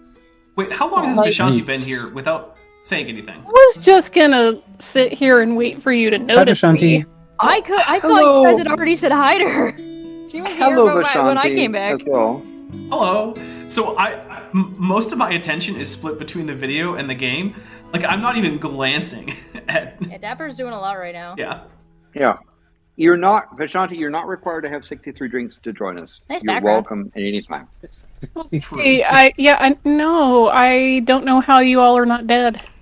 You need to start by just finishing one drink or at least doing 2 shots. Well, That's how I you mean- who says we're not undead? If I've taken things that contain THC, There you go. I don't know, Dapper. It's your channel. That Does it count? counts. Look, I don't care. This is a game that's just for fun. There's literally no stakes. Except your Okay. liver survival. Except Well, for you I think doing my a liver's face gonna be okay reveal tonight. if you puke. I'd call it. Okay, so right before I joined the call, my family has this tradition where we call my stepdad at midnight on his birthday, because his birthday is January 1st. So they live in the central time zone. I called and he answers and is like, yes, hello, family tradition. And I say, hello, happy birthday, da-da-da. And keep in mind, he lives in the central time zone. Okay. He goes, you stayed up till 2 in the morning to call me. And I was like, it's only 10 o'clock where I live. I'm in California. That's west of where he lives. Other direction. Yeah. Well, That's exactly the opposite direction. So I'm just like, I can understand. That it's a. My father who when he was alive lived in Florida. Didn't understand time zones either. So. Time zones can be complicated. and I just laughed because I was like, okay, I'm 2 hours behind you, not 2 hours in front of you, but also I'm just gonna say happy birthday, go back to sleep. I found somebody on Twitter who said, when there's a cucumber in the crisper and you kind of forgot about it for like 7 months and now it's all soggy and moldy and a little oozy and you have to touch it to move it into the trash. That's what 2022 was like. Good riddance, you putrid sack of soggy cucumber ooze. Nice. That's what AG is. Yeah, there you go. Putrid sack. 9-month-old cucumber? A putrid Yes. sack of soggy cucumber ooze. Yes. Ugh. Alright, well, for €5, Inkboy says, I am still amazed about Trisha's work experience while she is still 17. Also, I think viewers were doing Get Bent on Your Drink Triggers, Godzilla. Oh my Okay. goodness. Don't we have to drink for Godzilla? Drink for We Godzilla. do have to drink for Godzilla, yes. Yeah, Although, yeah, why now didn't we're- my drink now we're counter the go power up of two. either? There you go. Also, thank Now I have you, the power Chesh. to. This is my background because this is actually my new bedroom, so I've finally been moving all You're my stuff. done! You got your Yay. move! Wait, are you trying to show people the background? Good for Because you. we don't see anything. Yeah. Why do I not see I see anything? it. It's just you. Oh, for some reason I have Ashanti's camera undone. I see Why it. is that a Oh. thing? That was weird. Oh, you know what? If you have non-video no, can't be that. There you Because you go. got bench No, because showing. I'm here. All right, well, here we go. From just two animals to these many descendants. And likewise, going back to our elephants, we can go from just two elephant-like ancestors on the ark to mammoths, mastodons, modern elephants in that same Mastodon. time span. But there is an interesting question built in there. Why did they break apart? Why didn't they just stay one type of animal coming off the ark? Why would they break into species? Good question. Well, let's so consider another dumb. animal group. Let's talk about bears, right? There are the two bears you can see up on the first deck of the Ark Encounter. So we believe there are two bear ancestors to all bears today. But bears are quite different from each other because they live in very different places, right? Bears spread out across the earth from the Ark. Some of them ended up in the tropics. It's time for some Mothra. Drink for Mothra, everybody. Oh, hey, Mako. All right. Tropical rainforests of Southeast Asia. And those who live there have short fur to deal with the heat. They have small bodies that don't build up as much heat. And they have long tongues that help them get sweet things and insects out of trees. They are the sun bears. In the bamboo forests of China, we have a bear who uniquely eats bamboo, the giant panda. And way up north, there's basically no plant material at all. So we have No, he's not. He's basically just saying the reason that evolution, that we're not calling evolution, occurs is that sometimes animals enter new habitats, which is true, and then they need new. And they change, so yeah. they evolve. Yep. Oh, come on. No, that's not fair. Oh, yeah, I'm the one who's not fair. I gotta listen to this guy talk for 2 hours. Could be doing literally anything else. Make a rock table, dude. We could be listening to anybody else. Yeah. a much larger Bring bear that can deal with the Eric cold, Hovind back. has fur for blending in, and is adapted to swim and eat marine life, the polar bear. And all of that variation comes from just two bears, but their descendants spread into different parts of Your the world, face where some comes from did a little two better than others, bears. and we get different species from one created kind, as those genetics break out. So why would we see woolly mammoths, for example, from the elephant kind? Well, there was something big that happened after the flood that would have possibly allowed Ice Age. these woolly Ice Age animals is to do a coming. little better. There Guys, was an ice Sprat the age squirrel. period He's where coming for us. Oh my goodness. Ice Age. We're that time. So, Oh, sorry. so are they saying seriously that there was enough time for the Ice Age to build up and then decline within that Yes. amount of time? Yes, they are. They're And saying what- that What there could was tell? What? Okay, never mind. Time travel. there was enough time for the arc to happen, the wipeout of everything to happen, then the Ice Age to happen, and for people to populate enough to create Egypt, as well as Egypt to enslave a whole other group of people. Yes. Yep. Wow, that's special. That's a lot of yeah. sex. A lot of sex. It's a lot of pregnancy. It's a lot of things, really. They were still living to be, so- what, like 400 years old or something? Like, yeah. at that point, that's a lot of kids. Yep. But so Noah was according still to alive during Pharaoh, confirmed. according to ARG, when I was mean, the arc- if you really want me to get deep into the lore, Judaism believes that several of the patriarchs were well alive when, like, Abraham's kids were born. So I mean, you do the math on the genealogies, and that's what you get. oh yeah, and I mean, there's extensive like stories and lore and stuff in the Talmud about like, oh yeah, Abraham used to take Isaac over to Shem's house, and they would hang out and learn stuff. So, Oh. Yeah. By the way, we now have an office. Oh, we're out of drinks. I should probably fix that, huh? Probably. Egypt didn't notice the flood. Yeah. Neither did China. No, they didn't. there was a lot of ice covering a big chunk of the Earth. Not everywhere, but let's talk about how we even know that there was an ice age. Oh yeah, good question. First We know off, there was an ice Bible age, doesn't but actually we say also anything knew how directly long it took. The Bible doesn't mention it, so it's not biblical. Well, so okay, they're not going to go with anything not in the Bible isn't true for the reason that it's not in the Bible. Because, I mean, look, they're aware that things exist like polar bears, like they said, and there's no polar bears in the Bible. I don't know. I'm gonna call nonsense on this because Eric Hovind just tweeted out like earlier today that the Bible has all the answers for everything. Therefore, the Bible should have the Ice Age in it and how long it was. I mean, well, according You to would think Eric, that then, Noah or Moses would write that down maybe, but and probably call it a god plague. well, It was maybe. lost in translation. But the thing is that AIG does not take the stance that anything that isn't in the Bible is false for the reason that it's not in the Bible. That's not the position they take. So Okay. we shouldn't expect them to take that position. Nor do I think it's fair to say that they're wrong for not doing so. It's I like think you it's said fair the to other say they're day wrong for that not doing so. young Earth creationists can only accommodate, they can't innovate. Their Yeah. theories can sort of kind of make room for other stuff, but you have to shoehorn it in there. So like we know the Ice Age happened, so they had to cram it in the Bible somehow, and they're, well, what if we just stick it after the flood? So the Earth floods and then like instantaneously freezes. Can we point out that I will hold it against them that they don't do that because it would be internally consistent. And I'm gonna hold anything against them that's not internally consistent. I just Okay. realized at no point did I actually assign anything for these farm plots. Whoops. Whoops, indeed. Oopsie doodle. So that's fun. Playing this game while trying to debunk stuff is not easy. It's a complicated And drinking game. at the same time. Yeah, Yes. this is rough. And you're producing and having to watch chat. Yeah, this is. Did you get enough memberships to hire me as your producer yet? I don't know. Although I do think that already this has been the most generous that the chat has been in the history of the channel. Landon, Well, thank you. Thank you, where chat. did you go?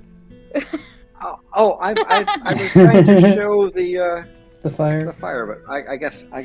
Landon's just like, no, burn it to the ground. I'm out. Done Yeah, here. By the way, Landon's this done. is not a green screen. This is the real fire. Nice. If I had a green screen, I would have the green screen, a green screen.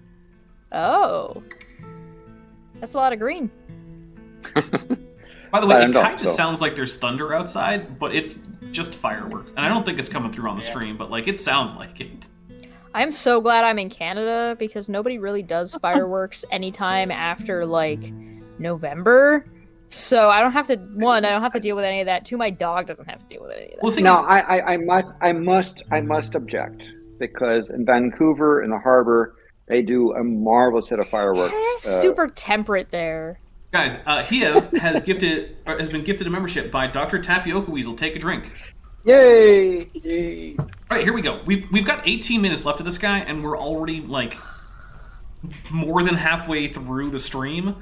We can do this, guys. About an ice age, right? We are drawing this evidence from the geology, from the rocks, but we have some pretty clear evidences. The For one geology thing, that's there is totally still fine a to lot prove of an ice age, but ignore for the age of the Earth. Yeah. Okay. Okay. Okay. And I'm going through and making a few work orders to just Evolution is bad. get some Okay. basic stuff. Okay. Do I actually have a crafts location? I don't. I told Dapper when he said he was setting up for this game, and we were talking about setup stuff in the background. I told him at worst case scenario, I'd have Roller Coaster Tycoon on standby. Nice. Yeah. So what map do you think they're doing? Temperature wise, is this a temperature? That looks like a height map? map because look, I mean, you're getting Okay. basically the same temperature in Florida as you're getting in like northern. So you're getting the same color in Florida as you're getting in places like Siberia, whereas you're getting gigantic black spots over the Himalayas and Except the Rockies. except the islands. Yeah, north of that's a good Siberia. point. Maybe they just are like, we don't have great data for under the ice or something. I don't know. Yeah, that's a good question. Anyway, I'm not sure what that thing does. Anyway, Ice at the Could be North temperature. Pole and the South Pole. And that ice did not exist during the flood. It had to have formed afterwards, these huge sheets wait of a minute. ice. Are you Why? saying We can also that the tell ice in that the those South ice Pole sheets... Made ice somehow. hold on, 2,000 years? guys. You can't all go at once before I even have a chance to pause the video, because then it's just a whole bunch of chaotic nonsense that no one can understand. That's okay. That's this whole video. This is the guy Right. talking. It's fine. I mean, Sorry, true. trademark Canada. Please go ahead. Mark Smith for $2 says, "We just want the stream to be fun, Ghidorah." Well, I mean, that's fair. Here we go. used to be a lot bigger. Now, how do we know Okay. that? Well, for one thing, we can actually watch glaciers receding backwards. It happens Just in like different your places at hairline. different rates. Wait, They have wait. balls. It says receding backwards. Yeah, it's redundant. Isn't that... Yeah, it's Is very. receding backwards being forwards? That means growing. Yeah, this is a good question. I think he's just being redundant. Yeah, receding backwards, that would be. So, What? I don't know. do I I like have the point anyone planting? Landon and Dapper were both making before we started again, because Landon, or sorry, not Dapper, Bent, because you were saying that Ben said that, wait, so ice just started from nothing, and Landon was like, so there was no ice on the planet beforehand? Well, there's a global flood, so there's the heat There's problem, water. so therefore there's a bunch of ice somehow. I feel like there's a step desert- missing in there. Sure.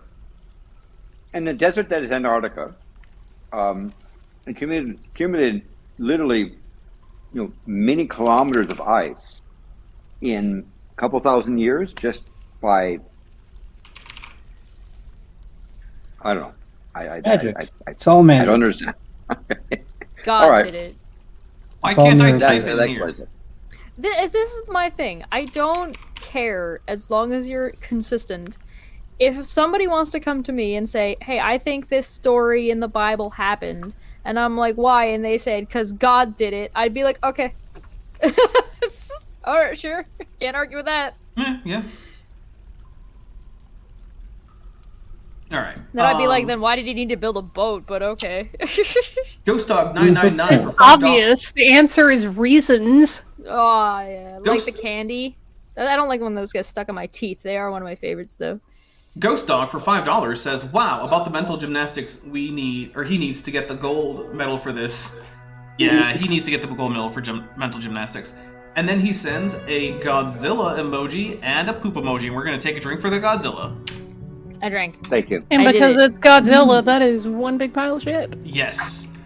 Oh. Which actually reminds me, remember the Triceratops pile from the Yes. first Jurassic Park? That's way too big for a Triceratops. That's Is it? fair. Oh yeah, Yeah. way too big. Oh yeah, it is. That's like, It's too Wait, big wait. for the Triceratops that they show.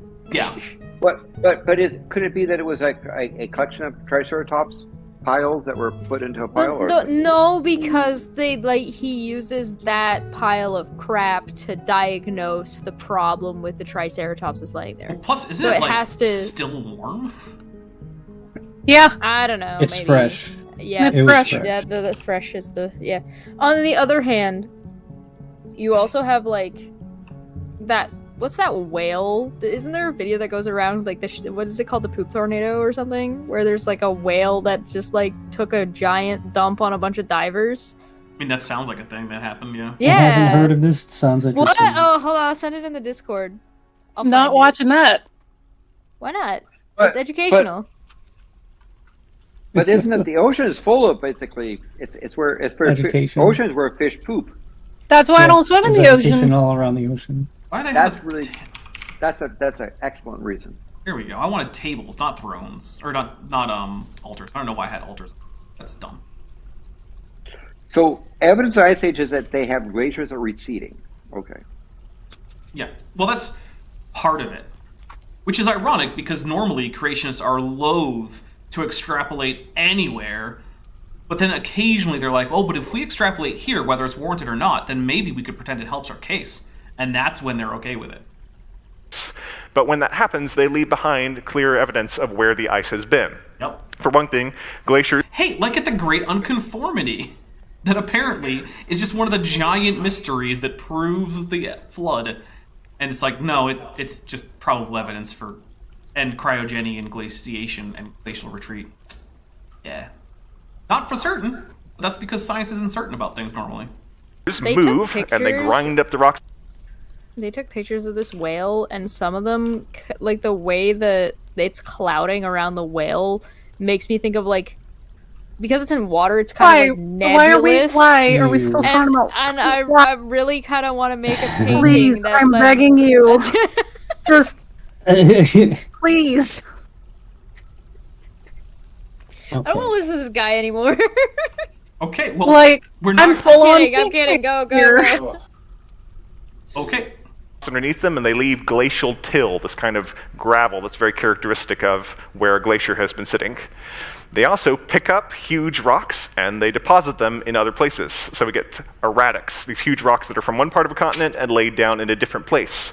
And wherever the glacier got to at its furthest point, it leaves a moraine, this big mound of dirt that the ice pushes up with the weight of it, and then it recedes back, leaving that mound behind. And so those show us where the furthest extents of the glaciers were. And there were glaciers right here in Kentucky. By the way, Boy for €2 says, oceans are salty because everyone pees in it. Goku. There you go. That's the real reason the oceans are salty. In fact, we are standing on land that used to be covered by hundreds of feet of ice. This is actually about the southernmost extent of the glacier. That's true. Take a drink. Big bone lick. Yeah, that is a pretty Big Bone Lick State Park. All right, here's a question for the chat. Have you been to Toadsuck, Arkansas? I have not. But it sounds like a great place to go. I did. I have been there. Nice. Is it a great place to go? I mean, we may have accidentally an Army Corps of Engineer base, but Oh. listen, you can't tell me that you're driving along the interstate and see a sign that says Toadsuck 2 miles and you don't pull over. Good point. Yeah. Well, it's no. the same reason why you would pull over at Wall Drug in South Dakota. Yeah. Very similar. All right, here we go. The Ark Encounter sits on land that was never covered by ice, but yes, huge chunks of North America used to be covered by sheets of ice, along with Asia and Europe, and of course, Antarctica. So why was there so much ice? Well, the biggest cause behind this is going to be the global flood. It was Oh, goodness. Just drink. Oh. Citation needed. This is this thing called begging the question, where you just assume that your Fish right conclusion there. is right. Where did all that water come from? Yeah. was a Came from the big ice. event. Where'd all the right? ice came from? We Came see from in the water? Genesis that in the And 600th you year know of that Noah's slide life, is a lie because everywhere the Earth cracked would have been like even hotter than all the other places. But like, no, it just looks like the cracks in the Earth are ejecting ice. Is this how they solve their heat problem? Well, so Magic. It's all magic. AIG follows the catastrophic plate tectonics model, not the what's the other one called? The what's the one where there's like the weird aquifers under the crusts? Hydroplate. Yeah. So they don't actually imagine the Earth cracking open with the like giant streams of water shooting out into space, causing all the like comets that ever existed and all the impact craters in the entire solar system. That's like a Walt Brown thing, and they don't like it because they already have to deal with like a ridiculous amount of nonsense in this form of their heat problem.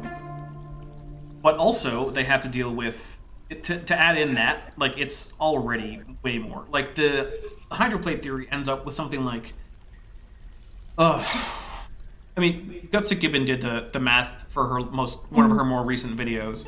I saw that. It's something like over 1,000 hydrogen bombs per kilometer worth of energy. It's like, yeah, that's not going to be tenable, guys. Like, that's not a thing that's happening. Sorry. So the chat is like, oh, is this lava ice? Great. And Shipfish correctly notes, wouldn't lava ice just be rock?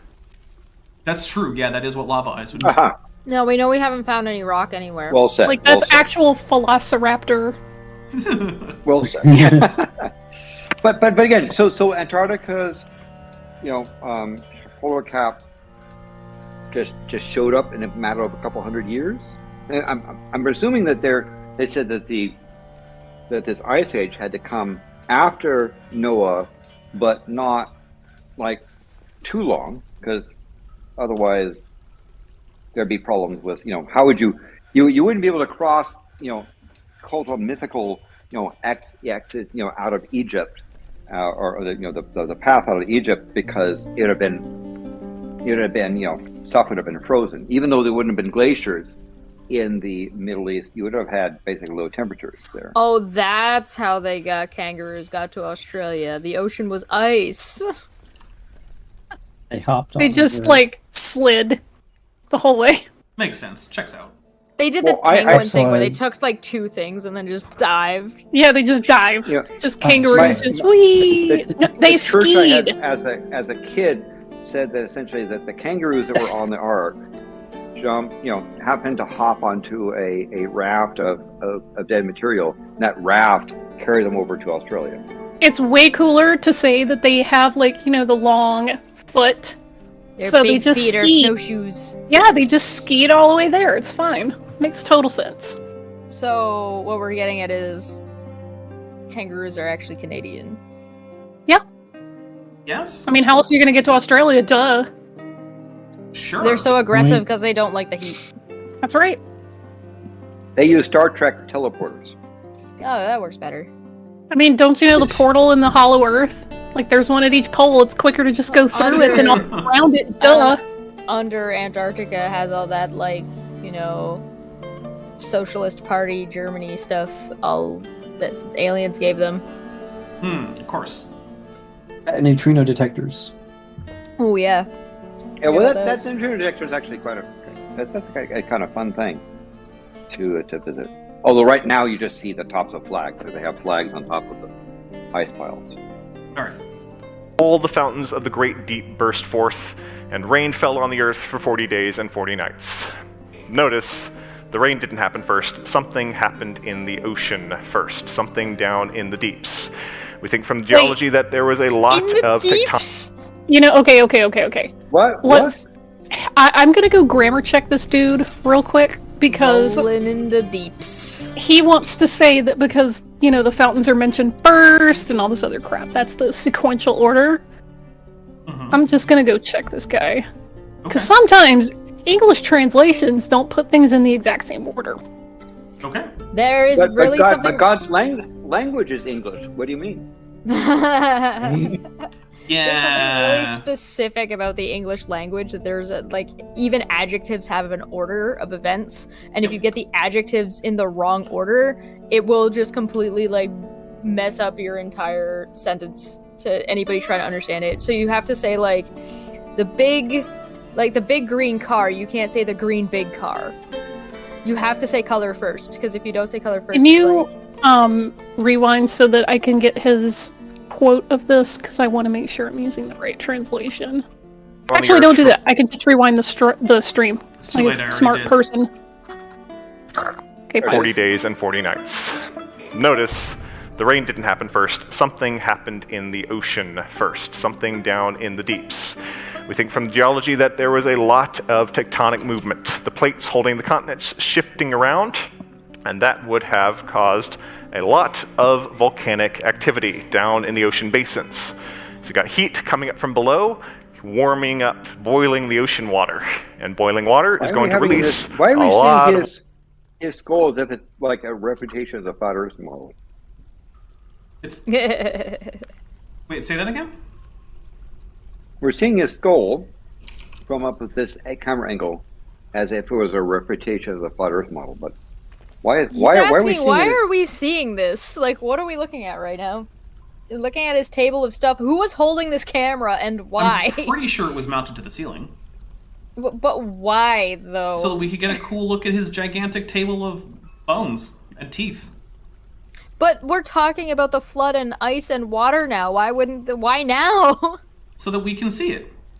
Don't But worry why about wouldn't it. you? Don't but worry why about wouldn't? it. No, don't worry about it. Just don't worry about it. That's all you need to know. Don't worry. Thanks, Landon. Are we at 70 already? Oh dear. Water vapor into the atmosphere. The flood was a really wet period, not just because the land was covered with water, but because the air was full of water as well. So lots of feel like rain this guy and lots needs of to snow falling Figure off. out how conjunctions work, Yeah, that might help. because there's only one break in that little section that he was reading. So, word by word, grammar, in the year 600 of the life of Noah, in the second month, on the 7th and 10th day of the month, and on this day, this day, burst forth the fountains of the deep, and the windows of heaven were open. That's a simultaneous grammar thing. It's not like it happened one right after the other. The conjunction is, and they're happening at the same time.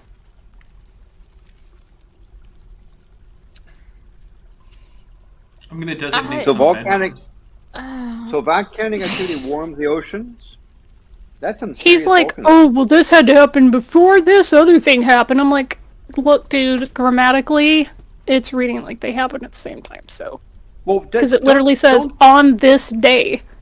But Yom it's Hazeh, at the same time. burst forth the fountains of the great deep, and the windows of heaven are open. At the same exact day, it literally says it. And they're saying so oceans, basically volcanic activity warms the oceans. Don't they believe there was like a supercontinent at this stage, or when do the continents break up, according to AIG? So AIG tends to say that the pre-flood world is Rodinia, and that during the 1 year of the flood, Rodinia breaks up, Pangea is formed, and then breaks apart into the modern continents, which are more or less in the right locations by the time of, Abraham. Really? Yes, I'm not kidding. And the amount of energy that releases is... Vaporizing the... They've noted, sorry, that it's Yes? enough to take the granitic crust of the Earth and turn it to plasma. That's according to AIG. That's not just me. AIG says, "Hey guys, this is enough to cause actual plasma to become what the Earth is made of." By the way, guys, the stray dog has given birth to puppies. We got puppies. Oh, nice. Puppies! Aw. We also have a Pictures barn on visitor. Twitter? Pictures on Discord? I mean, Pictures right where? here. There's puppies. Cute. Oh, in the game. Yeah. Okay, so heavy snowfalls on cold continents. So the volcanoes were happening underneath the ocean and not on the continents, and nothing at the edges, right? Okay. Yeah, it's. I'm not actually clear on what their model is there. But so the AIG talks about, if the AIG admits that there's a heat problem, how do they explain this, or is this Currently, like ongoing research? they went with we are working on it. However, we think it might require, quote, exotic new physics. Okay. Really? Yes. One of the proposed mechanisms has just been, what if space just expanded near the Earth? To which I would say, well, that would be gravity basically turning off or going in reverse. So, I don't know how that helps. Are you okay, Vishanti? Vishanti might die. I realize that I'm altered, but that doesn't make any sense. No, No, it it doesn't.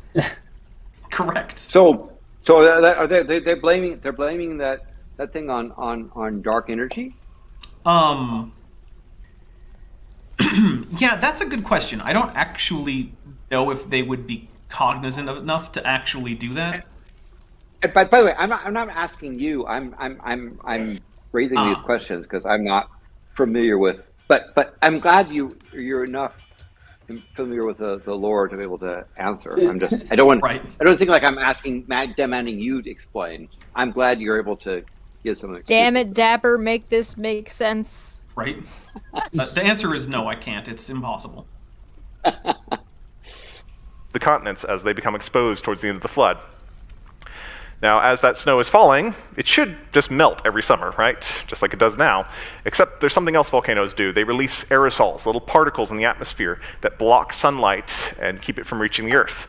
Pretty much every time there's been a major volcanic eruption, the following... I'm sorry, but like volcanic particulates being in the air and causing like the sun to be blacked out, or at least dimmed enough to like drop the temperature of the Earth. It's not going to solve your heat problem, champ. No, it's not. I'm No. going to go No, He's get gonna go myself somewhere. some aerosol in a minute.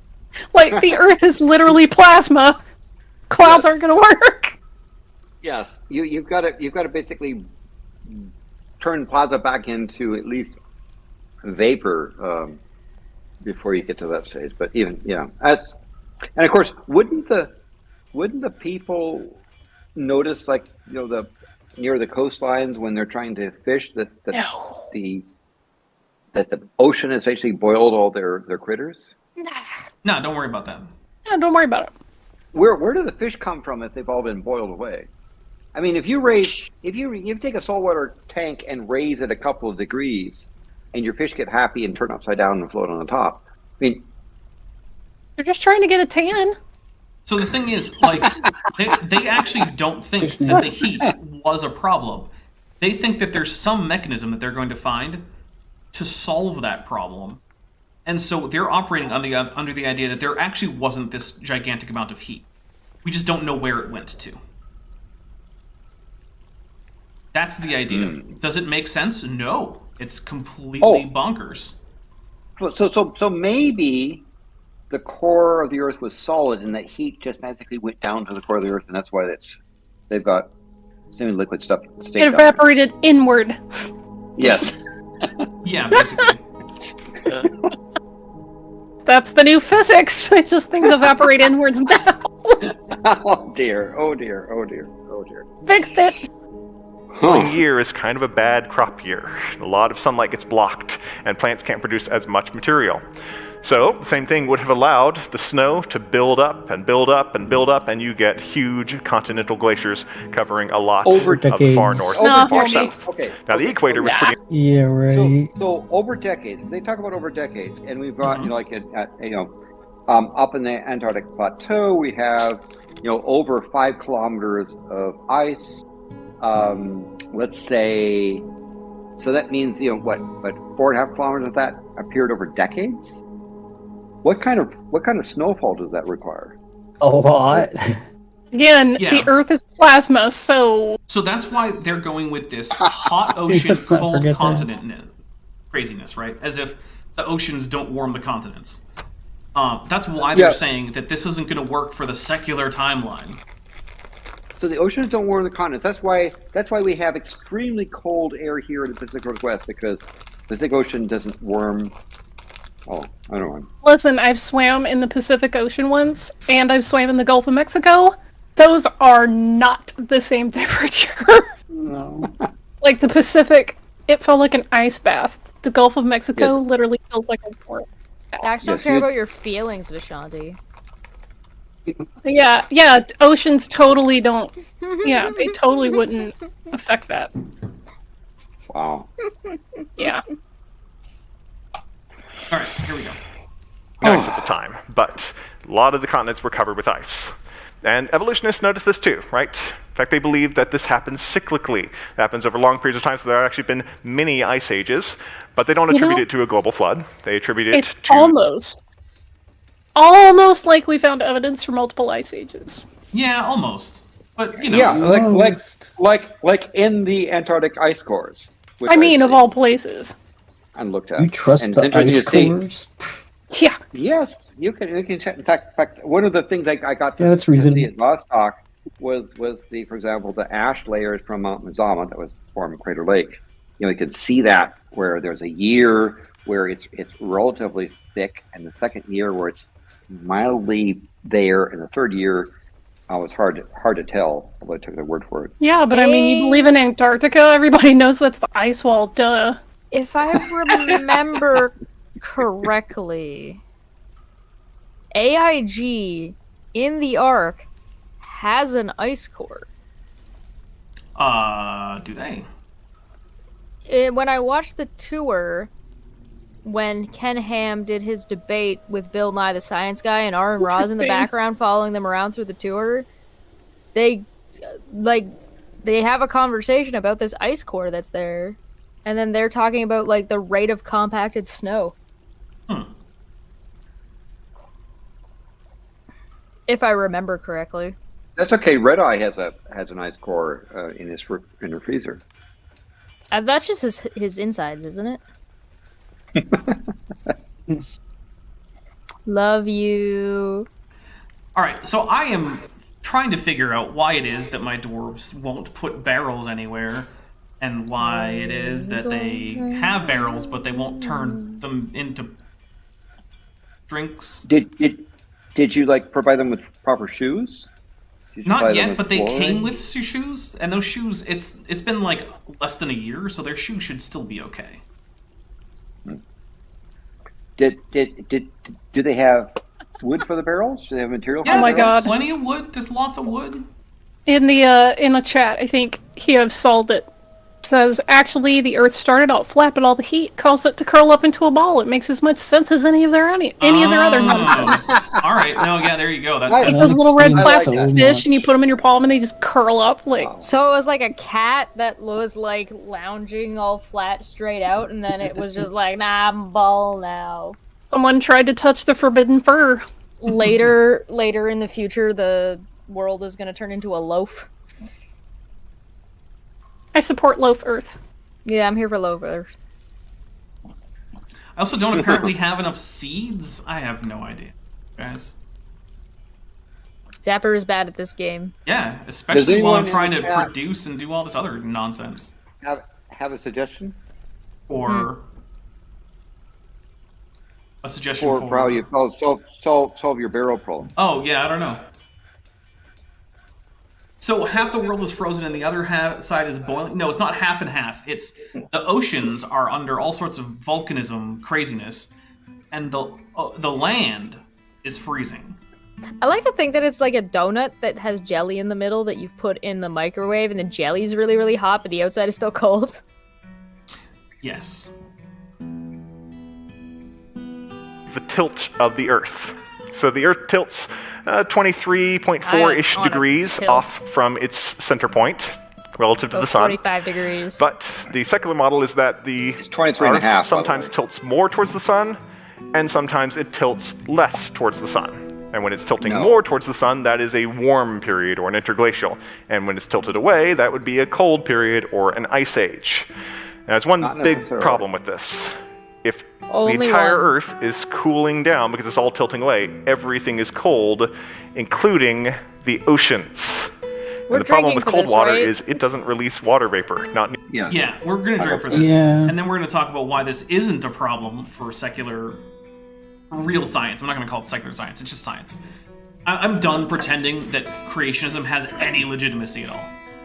That's fair. How long did that take? Like a year and a half.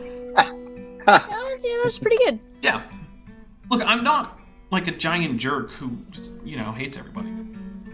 I'm a No, regular it's just sized a jerk who slow hates everybody. degrading over time. Yeah, so the thing Which is, is absolutely inevitable when you're talking about these kinds of topics. yeah, the thing is, when I started this channel, I'm like, all right, I'm going to be pretty respectful. Chances are most of these people are acting in good faith, and this isn't just, a bunch of blatant lies. Well, You guess sweet what? summer child. Right, guess what? It's Bless your heart. virtually every young Earth creationist is just lying. There are a few I know of who I think are just sincerely mistaken. Few. Triangle meme. Yeah. Pick two. But yeah. Okay. So it is true that if the oceans cool down, there will be less precipitation. Landon, what's the biggest desert in the world? You remember? Oh, you're muted, Landon. The biggest desert is Antarctica. Yeah, that's what I was. That's the impression that I had too. So, Mark Smith for $2 says yes, Donut Earth with a Mothra emoji. So we'll take a drink from Mothra. Mothra. Okay. Yeah, Now, there you go. now, Landon, when you were there glaciers? In spades, in fact, about 97% of the continent was glaciers. Interesting. So 90% of the biggest desert is glaciers, huh? 97%. 97. Sorry. Well, that's weird because I've just been informed that you can't get that with low precipitation. Well, Isn't that kind of the point of a desert? Like at the South Pole, they were averaging about 9 millimeters of snow a year. So, it's 9 millimeters of snow is about close to about 0.9 millimeters of rain a year. It's very, very, very, very dry desert, and typically I found the humidity to be somewhere around 5%. It's a really dry desert, extraordinary things. And yes, I've actually had it snow on me in Antarctica, although I was closer to 80 degrees south. But yes, it is a extraordinarily dry desert. So, in order for it to pile up 5 kilometers plus of ice, it had to have been a lot wetter in the past. If it occurred in terms of decades. Right. In fact, I would say it's biblical flood class stuff. Maybe. Okay. Just offer them an idea. So my question is, okay, so how do we get... Well, also, another follow-up question is there a bunch of snow cover in Antarctica? Like, when you're walking around, are you usually walking on snow or just bare rock? Or bare ice that's from a glacier? The most of the stuff is ice dust or snow, right? It's if you think about like in a desert, but there are places where you can get to actual the actual ice sheet, Right. and But there is still a fair bit of snow? there are a few yes, there is snow or powder or dust, right? The wind, just like the wind creates rock to create sand in the deserts. The wind creates ice to create this ice powder dust. It's kind of a pain because it's a gritty substance that basically stays frozen. There are mountains there, particularly the Transarctic mountains, where most of the stuff above the ice sheet you can find rock, but that's pretty rare. Okay.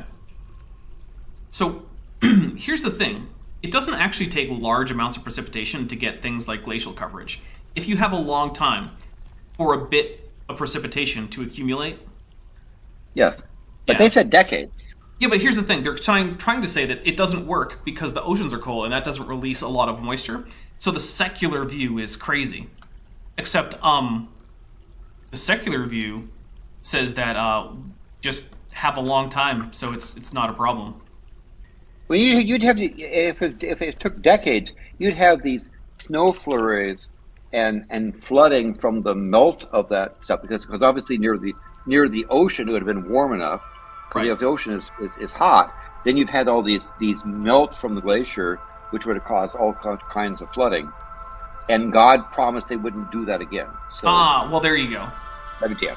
All right, well, here we go. Nearly at the rate that warm water does. And the only way you're going to get the huge amount of precipitation, to get huge amounts of snow, and therefore huge sheets of ice, is if you have nice warm oceans at the same time that you have really cold continents. You can't have the entire system warming up and cooling down together. But there's another reason we think that the oceans were warm, besides just the basic model. We can actually see pretty clear evidence that there were grasslands, warm areas, in places that can't be grassy today, like way up in Siberia, way up north. Bear in mind, all the oceans were warm, including the Arctic Ocean. Okay, so because there are... Why? So we're going with, because there were interglacial periods that he doesn't accept existed, then the ocean was warm, because that was needed to get the precipitation to make the grasslands that were under the glaciers that he doesn't think were there, Okay, but he knows I'm they were getting there really because... frustrated Who's taking and a drink? tired of this guy being like, "Oh, hey, here's this question. Why do we think that?" And then just goes off on a tangent and doesn't actually explain anything and just kind of rambles on about a thing that he thinks. Yeah, That's pretty Kent Hovind-like. Oh, I have been hearing Kent Hovind this whole time. Every time he says water, I'm hearing that. Especially earlier when we were talking about evolution, I just kept hearing, like, kinds and related.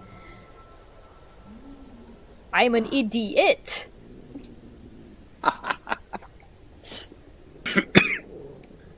Seriously. Throw tomatoes at this man. Boo!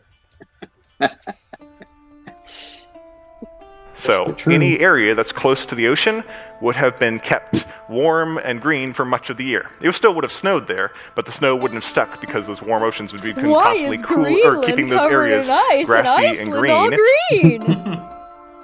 And that's Let's see. exactly where we Let's look at this find map huge here. grazing animals like mammoths living in an area where no elephant-like animal could possibly survive today. It was actually warmer during that period than it is now. Then Yeah. why were they covered in fur? You can't plug this into a glacial maximum, right? So the thing is that really bugs me Wow. about this is AIG has this idea that there's one ice age, period. But the problem is that the things he's pointing out now are occurring in interglacial periods, and those don't exist in his idea. So which is it, dude? Is there only one ice age, or are there interglacial periods? Because the thing I'm is, going to send this man. Do we know this man's address? I'm going to send him a potato. I don't think we have his address. Okay. So I can't send him a potato?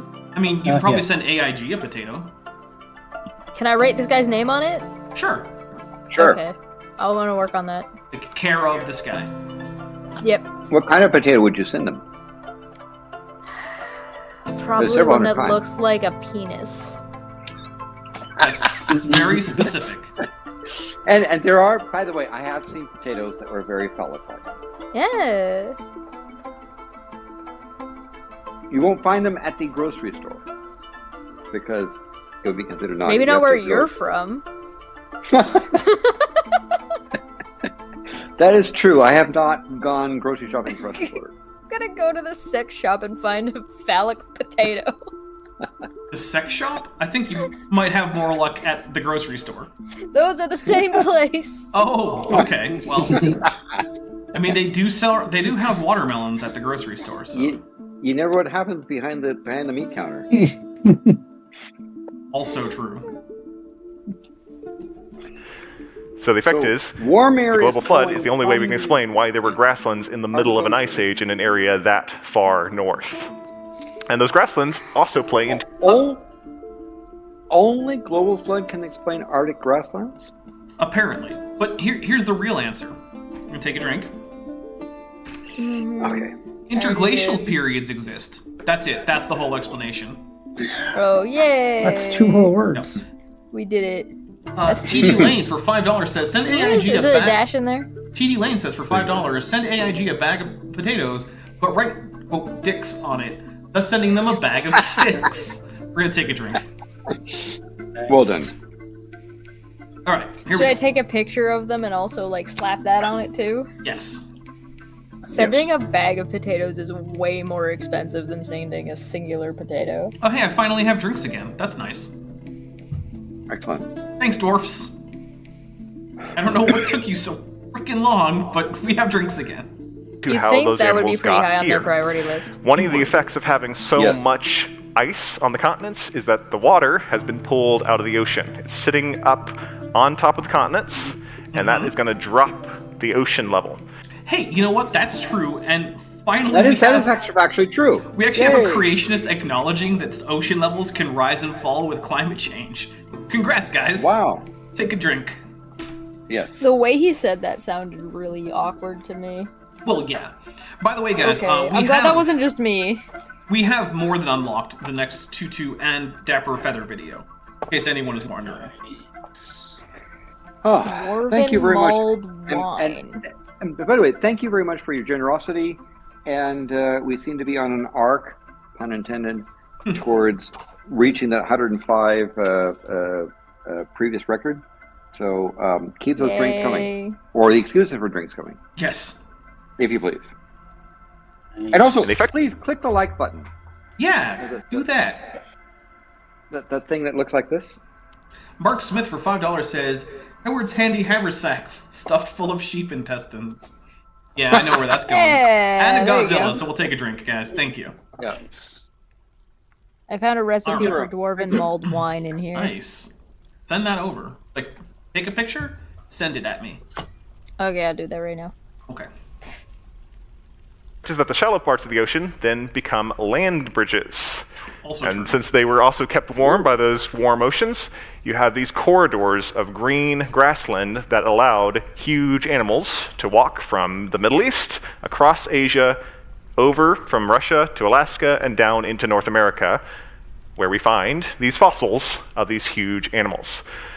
So this seems to be how we got our Ice Age giants. Not trudging across huge layers of snow, but actually coming across on lovely grasslands during that Ice Age period. And that's where we get our Ice Age giants. So who exactly were they? Let's talk about who the giants were. Because during this time period, we see some of the largest fossils from some of these animal kinds that we have ever seen. And some of the largest lived here in North America. So we're going to focus on a few of these animal kinds we've talked about and who their largest members were. Let's start with the bears. All right, we got bears of all kinds today, but they're all roughly the same size, right? The polar bear They're people is the dressed largest. in costumes. Who are you, Hans Wormhut? I will die on this hill. You're right. Bears are not real. They're all Okay. actually just people in costumes. There you Every go. one of them. Wait, we had immigrants in? Once again, why would anyone want to move to my place? I'll move to your place. Especially sexual harassment panda. That was Eh? actually a person in the posture. That was in fact a guy in a costume. Yeah, sexual. Bear. Well, sexual harassment panda and pedo bear are not the same person. No, definitely not. That- I think we broke Chesh. And of a similar size to the cave bear that we see from that Ice Age period. that- Here is Yay, its cave skull. So this is a species of bear. Dude, if you're holding up the skull, switch the camera away from the picture and back to the table. And that's not for the guy who's we're speaking. back to the why do we have this really weird angle for the camera at these really awkward times? We don't even have an angle for the camera. They just switched to his presentation. Found in caves in Europe. No surprises there. That was just a person Many in thousands of these have been costume. found in caves, and they're pretty good-sized animals. But they're not much bigger than a polar bear. What was a whole lot bigger was the short-faced bear. That's one that lived Yay. over here in... The short-faced bear, by the way, guys, is my favorite, Pleistocene North American carnivore. And Really? yes, and it's from my favorite subfamily of Ursidae, Tremarctinae, of which there is now only one living member, and it is the South American spectacled bear. It is the last remaining Tremarctine bear. The rest of the bears are all in Ursinae. Is that spectral bear in isn't it an endangered or? I believe it's vulnerable. Okay. Dapper, Yes. Pepper. Happy New Year. before the clock strikes. Mapakwi and Yankwik Shihuit. I don't know enough Nawaki. Sorry. Happy New Year. Yay! And You Happy couldn't New Year. guess Happy New Year. that? well, I don't know. But also, it's New Year here in Mountain Standard Time. Happy New Year, everybody. I'm going to get myself a new drink and try to figure out why it is that Vishanti's camera stops or keeps deactivating, but just for me. Yeah, Yay. every once in a while, Discord is just like, oh, camera's deactivated on this person. I guess Discord has figured out just how much I secretly actually hate Vishanti. Is this like a happy 2023 or so long 2022? Both. Probably Get both. out of here, bruh. Also, Yeah, yeah, TD Lane is calling you out. He says, learn more Nawak, Dapper. Okay, look, I'm a busy dinosaur, and I don't have all the time in the world to just learn Nawak. Right? You learned Klingon, and that's not even a Yeah, I language. learned that while I was in the Navy, and I wasn't as busy. Well, I was sometimes not as busy, but I wasn't also working on, like, 8 different kinds of things. Uh-huh. Yeah, so, you know. Pussy. Exactly. Thank you. For Can't believe you didn't learn it as the, Appreciate you know, Michigo were at their peak. I mean, you've been alive long enough. God. Look, I was in North America. Okay, well, I'm gonna leave you two to bicker. I'm so. gonna go pee. Thank you for your. Okay, we're gonna take an intermission. Alright, guys, we'll be right back.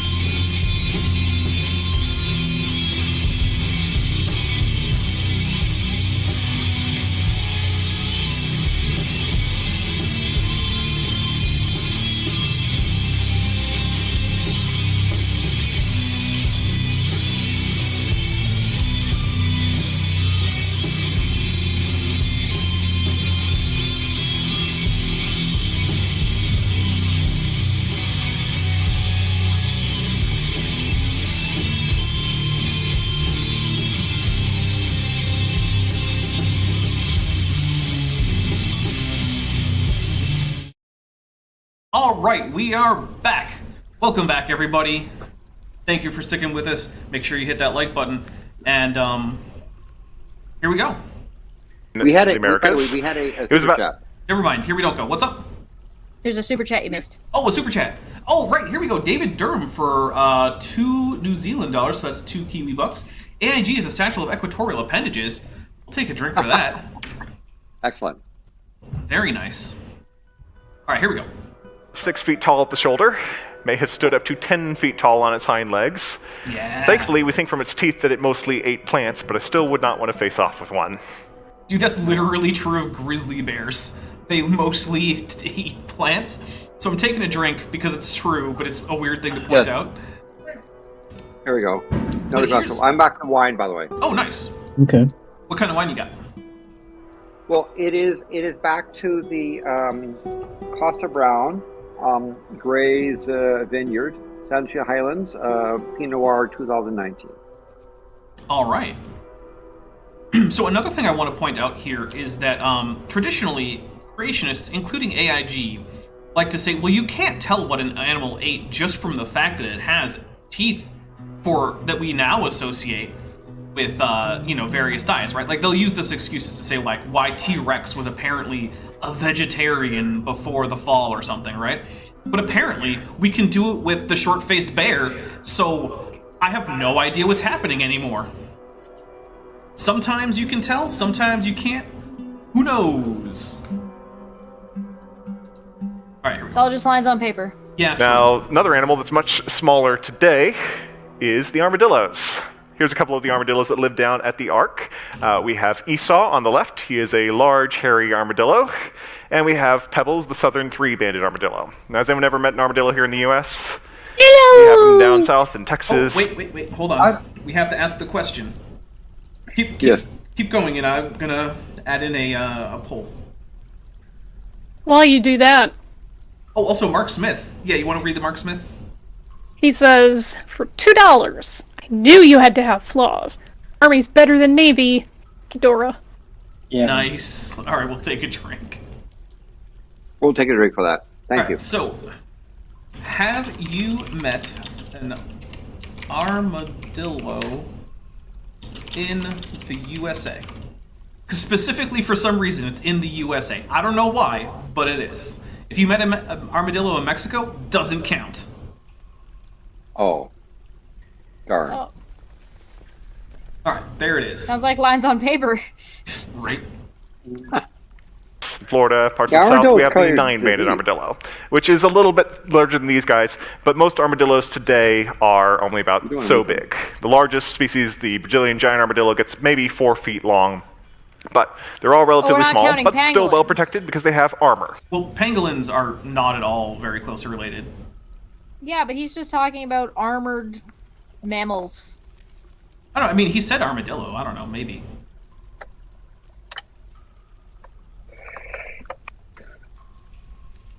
Yeah, I've only armadillos I actually encountered were in Mexico. Oh, But, there's good news, guys. I added a dormitory with 6 beds, connected specifically to the tavern, so when dwarfs get too drunk, they can just go stagger into the dormitory. They don't have to find their way all the way back to their bedroom. Nice. That is That's nice. very considerate of you. Yeah, I'm here to look out for the dwarf, right? Are they taking advantage of it? Not well. One did. Oh, here comes someone who's just in there. Weird. All right, here we go. Right, so they're in their name. They're covered with little plates of bone called scutes that protect them from the predators that want to eat them. And we find those same bony scutes on much larger fossil animals. Here's a couple of those scutes from Florida. These belong to a group of armored mammals called the glyptodonts. So they were pretty good size. So it's a little bit hard Is to get that a sense true? of scale here. The largest glyptodont was called.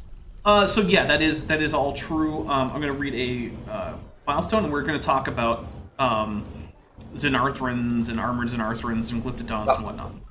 So Well, we Blitz Winter. should drink for the fact that you got it right. Oh yeah, okay, that's a good point. Blitz Winters, member for 5 months at the Amniote level, says, "Hey Dapper, do armadillo furries count?" Not being a furry, I can't say. And you might say, "Oh, but you're a scaly Dapper." No, I'm actually a Ceratosaurus. That's not what a scaly is. A Sometimes scaly, you even have feeders. right. Scaly would be, or a scaly would be a human who likes to dress as a scaled creature, like a lizard or a dinosaur.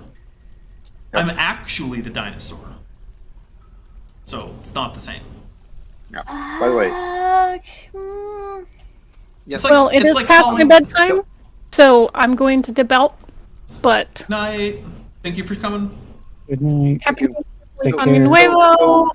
Thank you very much for Son, coming if you speak Romanian. Shanatova for all the Gentiles out there. Yeah, take that, Gentiles. on. So we're at our fourth power of number of drinks, and the next fourth power is a bit up there. You might I break hope the we record. We might. We've I mean, got I'm okay 24 with it. more to go. 25 more to go Okay. to break the record. Man, well, you guys can help us break that record if you want to. All right, so Xenarthrans. Oh, drink for Godzilla. Oh, thank you, Godzilla. All right, so Xenarthrans are a group of mammals who evolved in South America, or if you're, AIG, they are native to South America, and they don't have a great explanation as to why they're not native anywhere else. Oh, drink for Godzilla again. Oh, wow. Break that record. I just lost my train. Xenarthrans, right. So they include things like sloths, armadillos, and whatnot. And, they do come in a variety of sizes and shapes. Glyptodonts are related to armadillos. And I don't know exactly what he's going to say about Glyptodonts, but I'll bet it's going to be stupid. Mark Smith for $2 says, what about Norse pagans? But I bet it's gonna be stupid. I'm not sure I understand the question about Norse pagans. Does someone else Could you understand it? super chat with a Mega Godzilla I emoji to help clarify Well, that? Mark Smith, tag me and expand upon that, because I don't fully understand the goodbyes? question. From Vishanti's goodbyes? Oh, I don't know. I guess she can't hit everybody. Maybe. That's what it is. I'm going to just go ahead and say that she probably can't get everybody. Also, did the Norse pagans count the new year from, like, an arbitrary point on the Roman calendar? That seems unlikely. If anyone knows how the ancient Norse counted years, let me know. Doedicarus. It was about the size of a Volkswagen Beetle. Thursday. Roughly 4 feet at the top of the shell. I'm going to point out that's a lot smaller than a Volkswagen Beetle. Yeah, Yeah, I don't know that is. That's what yeah. type of car this guy thinks a Oh. Volkswagen Beetle is. May have weighed up to 1.5 tons, That and seems it had a clubbed tail that may have had spikes on the end of it. So I really don't want to meet one of those either, but that was around here during that time. One of my favorites is to go talk about the camels. So we've seen how there are camels over in Africa and Asia today, Done with the and camels. llamas and alpacas down in South America. But how did they get there? So starting from the Ark, they could have crossed over the land bridges to get to South America, but that means they would have had to cross through North America, right? And yet we don't have any wild camels here now. But we do find plenty of evidence. We have this footprint, which is from a fossil camel that was in Arizona, where we certainly don't find any camels now. But actually, Arizona is chock full of camel fossils, so that's a real thing. I'm not going to drink because he's just saying we have this thing here. It's not much of a claim. But it is interesting that camel fossils start in North America, and then only later do they get to Asia and then into Africa. You might think of camels as particularly Asian or African animals, but they have started evolving in North America, which is also one of the reasons why the other place you get camels, or camelids, if you will, is South America, where you have things like the guanaco, the alpaca, the llama, stuff like that. And we find lots and lots of camel fossils. So, here, for example, are the teeth from the llama compared to the molar tooth of one of those fossil camels. They come in all sizes, some of them smaller than llamas today, but the largest was called Titanotilopus. It was about 11 feet tall at the shoulder. May have weighed up to 2.5 tons. And that was running around in Nebraska Tremendous. during the Ice Age. I cannot Now, express probably my how much favorite I to talk about- dislike the way this man talks. Yeah, it's weird. I don't know why. He is regularly just either half laughing or like just breathing heavily into his microphone. Like, stop, please. Do you think, it's his breath control? Or do you think it's his miking? Both. So I mean, I don't like to judge people for how they breathe. Like, okay, if you're getting like stressed out or you're into what you're saying and you're talking a lot and you end up like breathing a lot with your mouth because you're exuding a lot of energy, like that, fine, no problem. You can take big breaths, that's okay, but don't have your microphone like right here. When you do it, so when I'm talking, I can do like this. Yes. Tips from You're a the group of professionals that are selling this for money. This actually, I don't think they're selling this for money. I'm pretty sure what they're doing with this is just putting it on the internet in hopes of eventually getting higher amounts of donations.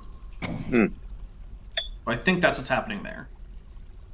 Well, then this is your advertising campaign, and you should probably put a little bit more effort into it. Yes. Like, I don't want to dunk on the guy for whatever, like, if he's got, like, any kind of respiratory, whatever the hell, but, like, mic yourself properly then. Yeah, no, I mean, that's fair. Anyone remember where Coke is? Because I sure don't. What? As in cocaine? food. Oh. As in Coke that you feed into a smelter. I was like, my brain was like, the drink? The what? I actually Animals, thought he was armor, talking about cloth, Coke, coins, finished goods, food. Coke in the AIG presentation, but Where's the Coke in the AIG? Because I sure don't remember. Y'all remember butt chugging? I remember people pretending it was a thing. I don't remember it actually happening. Oh, Dapper missed out. Apparently. Is it in here? Is it somewhere in this The other Coke. No, the other Coke. No, the other Coke. Yeah, the Coke the Coke that everyone thinks of last, unless you happen to be a blacksmith. Is sloths. They're amazing animals. Here are the two sloth ancestors we have at the Ark encounter on the first deck.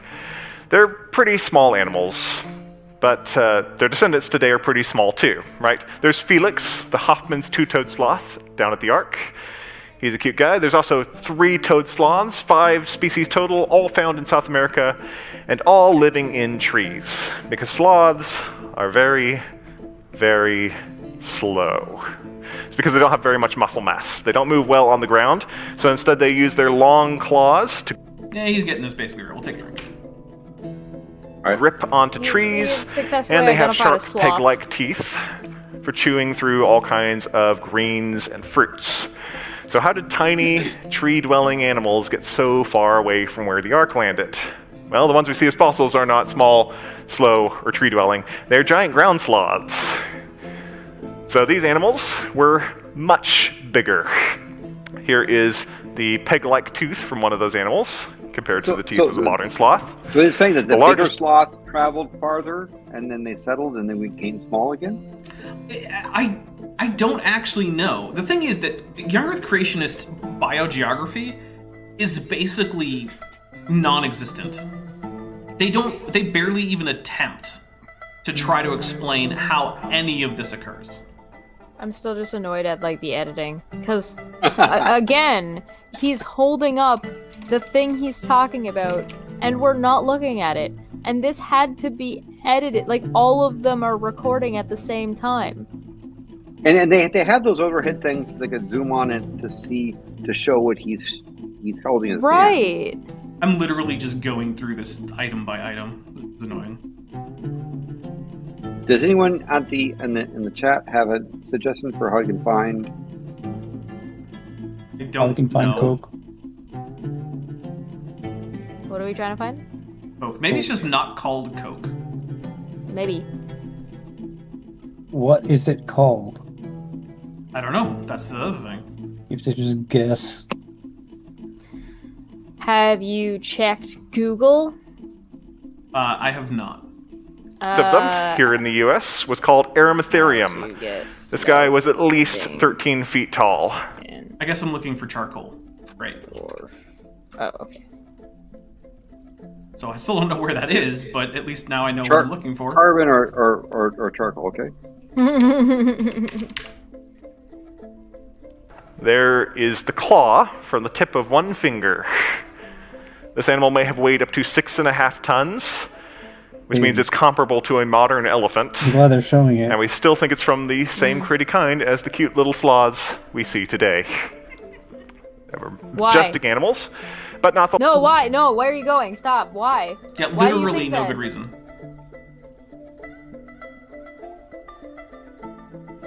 We're all out of Coke. Is Pepsi okay? Says Inkvoid. No. Pepsi will not work in the furnace.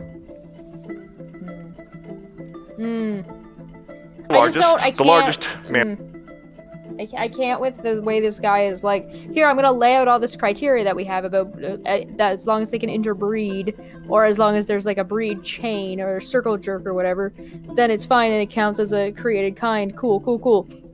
Here's a bunch of sloths. Doesn't say anything about whether or not these sloths can interbreed with each other or have a connected chain. Just says that they're all sloths. And then says, here's a giant old one. It was huge. We think that these were part of the same created kind. Anyway... Maybe what I'm looking for is coal. Okay. Zach and Tarn Adams, the developers, on the extreme off chance you ever watch this, sort out the naming conventions in your game. If you have a job named Make Charcoal, but what I need to look for is coal, make that the name across the board. Just do that.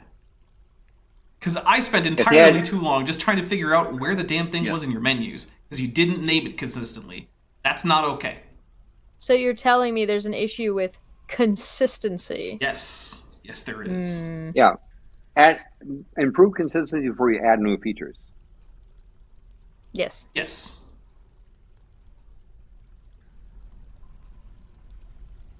Game development. We're gonna change this to more than. I want to have animals in North America were the mammoths and mastodons. They were members of the elephant kind, and some of them, like the Colombian mammoths, may have reached as much as 10 tons, which is larger than African elephants today. And they still weren't even the largest mammals. They were just the largest ones on this continent. We actually find even larger mammals over in Asia. The largest elephant was called Paleoloxodon. We found its leg bones in China. It may have weighed 22 tons, and it still wasn't the largest. So there's one specimen that we think might be larger than Paleoloxodon. It's called Paraceratherium. Its ancestry is a little hard to trace. It looks an awful lot like a rhino, so it might actually be a member of the rhino kind, but it is taller than a giraffe. Rhino kind. And it may have weighed as much as 24 tons. By far the largest mammal that we've ever seen. Yeah, actually, land mammal, so... Do they, like, have an encyclopedia of kinds? Yeah, I don't know what the... So, kind of. So AIG publishes a kinds list, and by publishes, I mean they have it at the Ark Encounter, and you can look at it if you're there in person. Now, but it's not available otherwise, okay. Well, it is available in one other way, which is to say that Gutsick Gibbon took a picture of it against the rules, because you're not allowed to take pictures in. Well, you know. No, how dare she? I know. I'm not concerned about that fact.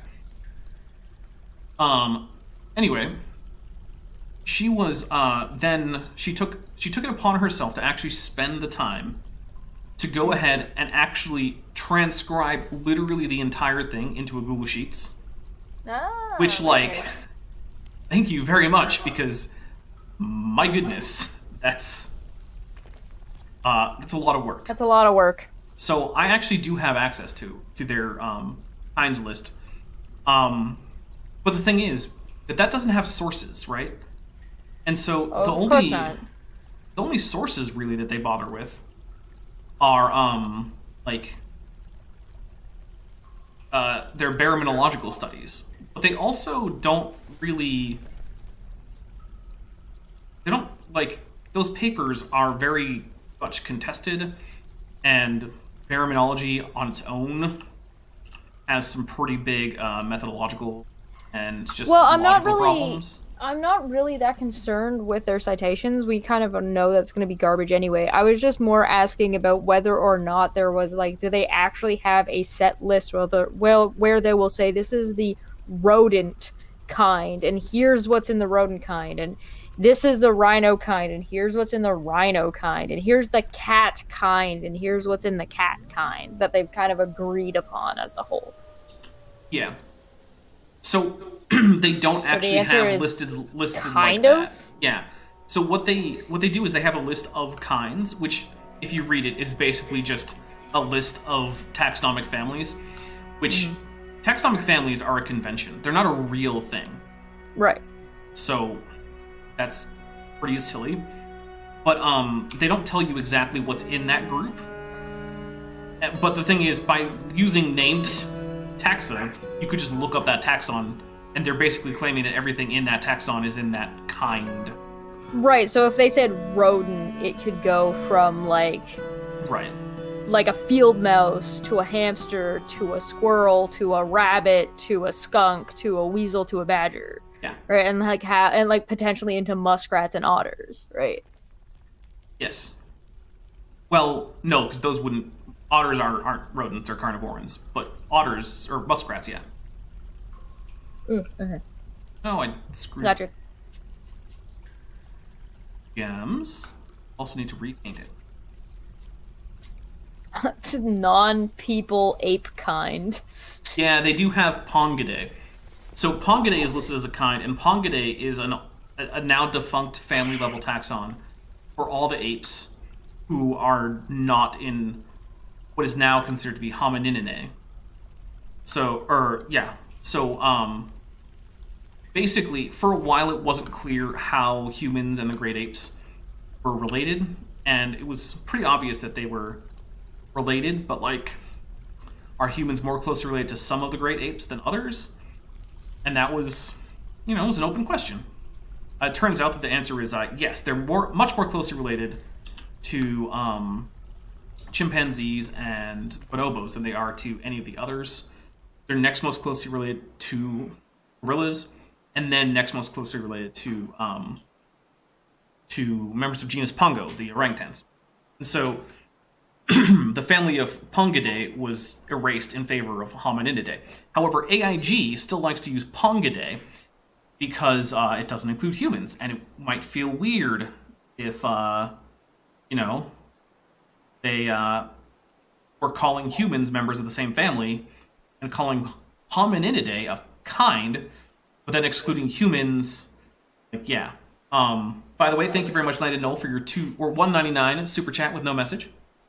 I put in a message which was a URL having to do with AIG being a superset of appendages, but yeah, URLs are banned for certain reasons. Okay. All right. Certain reasons. Yeah, there are reasons. There are good reasons. All right. Well, we'll just have to take your word for it, I guess. All right, guys, we're going to bring over some valuable statues. We have... Oh, my legs are falling asleep. Yeah, we're going to bring over all the figurines. You guys can take all of my figurines. I don't care about any of them. Whoa. Yeah. You guys want some... No, those aren't. So apparently 74% of people have not met an armadillo in the USA. Yeah, we're going to end that poll, which actually is a little...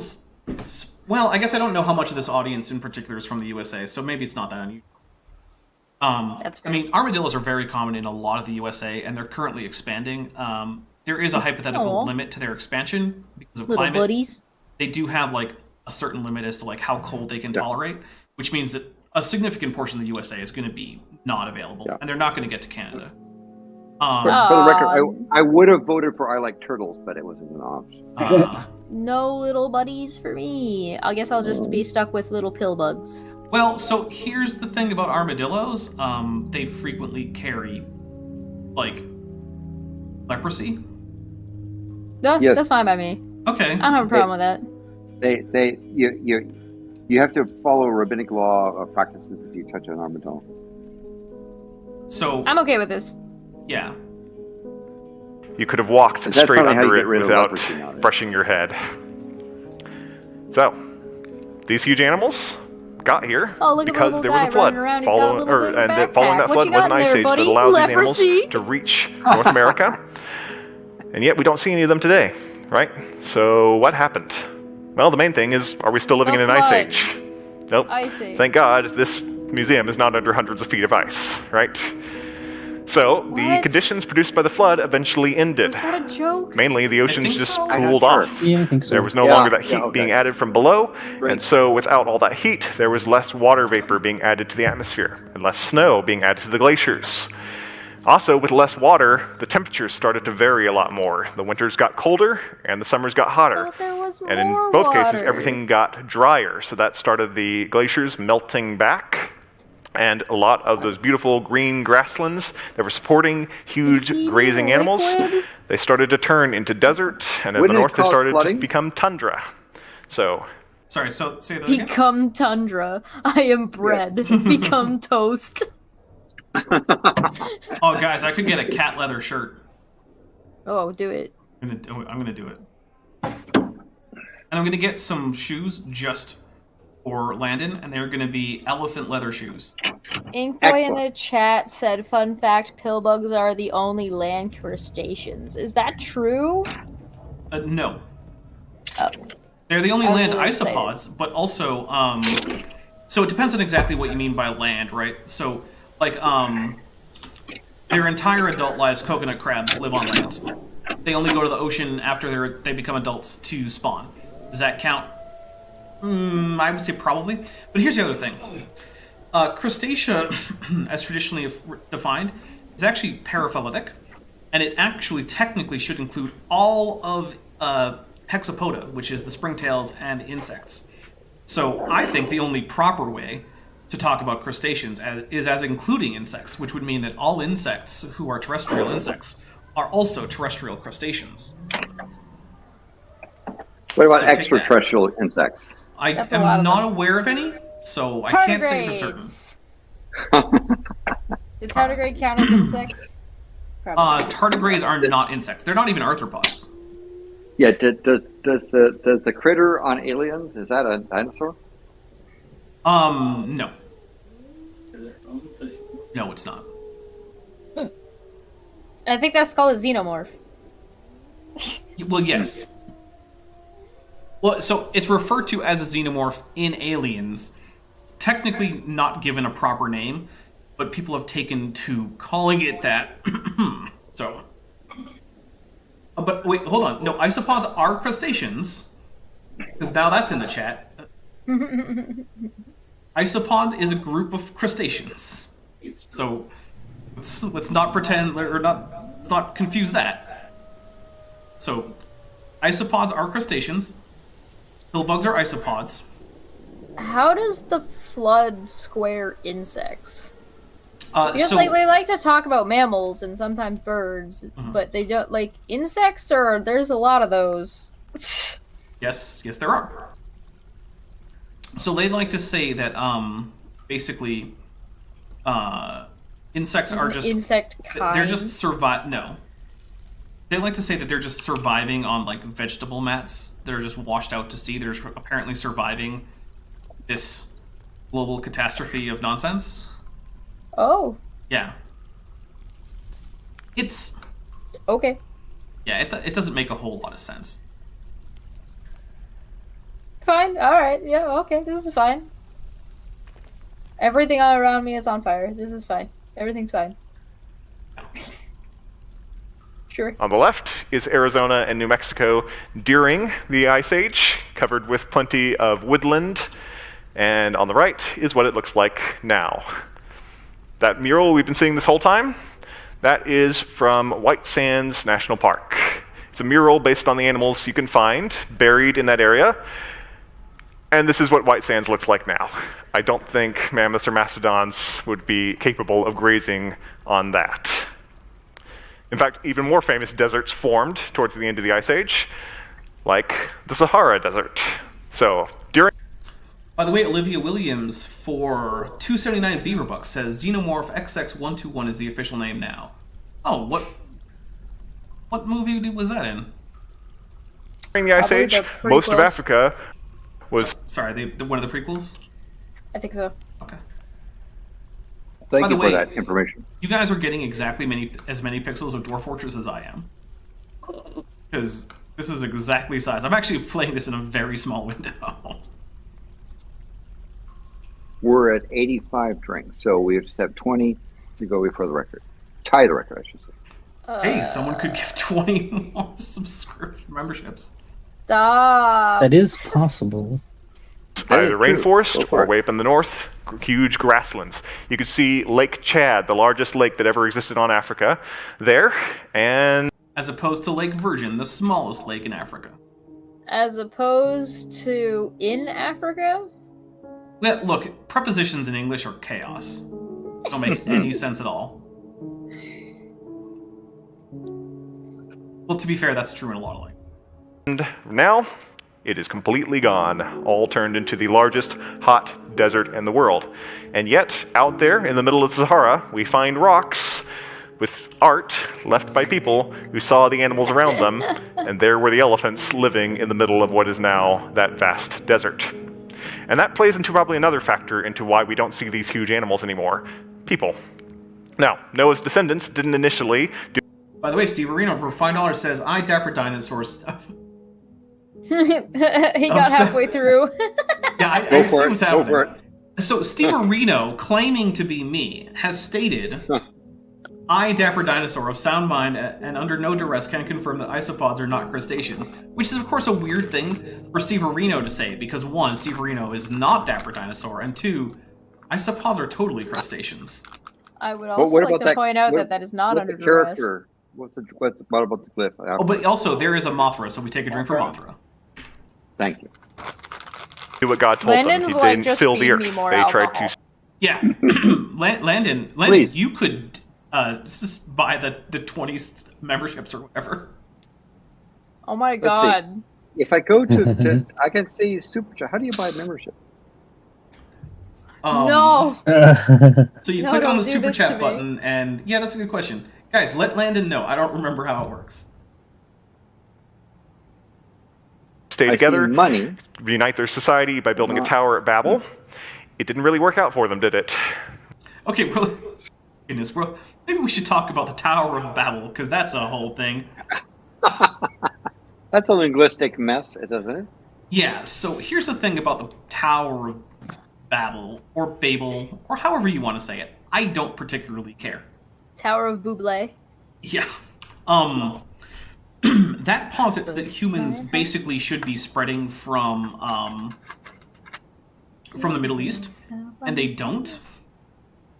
And also, like, even creationists, they don't really understand, like, they don't even have, like, a good model as to what it actually means for the Tower of Babel to, like, result in, like, the creation of the languages.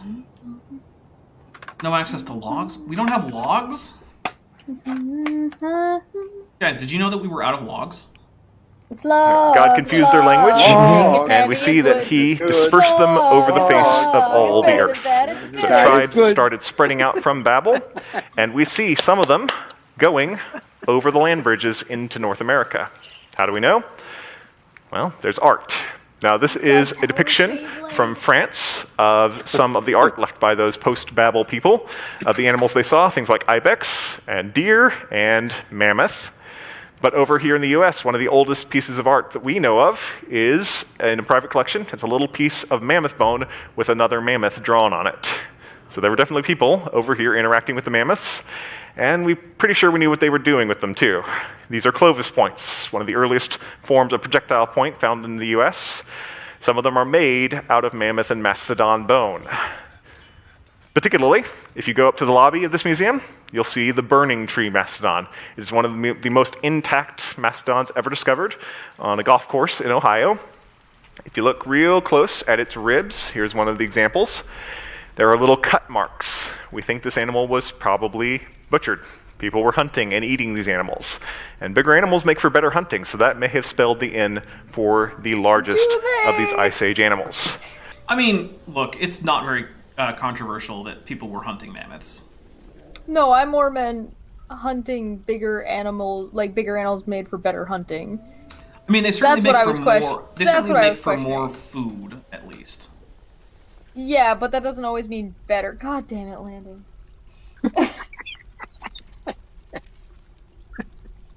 For the record, you can't gift memberships on iPads. No. Good job, Apple. Oh, lame. But all right, Landon Knoll has gifted 20 There we Tapper go. Dinosaur memberships. So let's see. Andrew Ritsu, Farron Salas, Ace Light, Clairview, Evan Roderick, Eric311, Space Dragon, Crabman, Ricky B, Funk Dragon 76, Shade Dragon, Our Dying Sun, Less Than Lucid, Helku, I'm not sure how to pronounce that, so I'm just going to go with Topsa, or Topsa maybe, and Paleo, welcome back Paleo, and Dagger the Dragon, and William Robinson.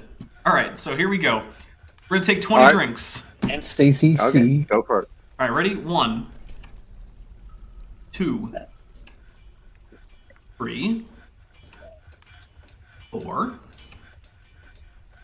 5, 6,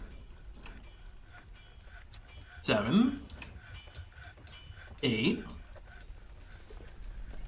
9, 10, 11, 12, 13, 14, excuse me, 15, Yeah. 16, 17, 18, 19, 20, and then TD Lane for $2 said, let me add one more with a Godzilla emoji. So we're at 107.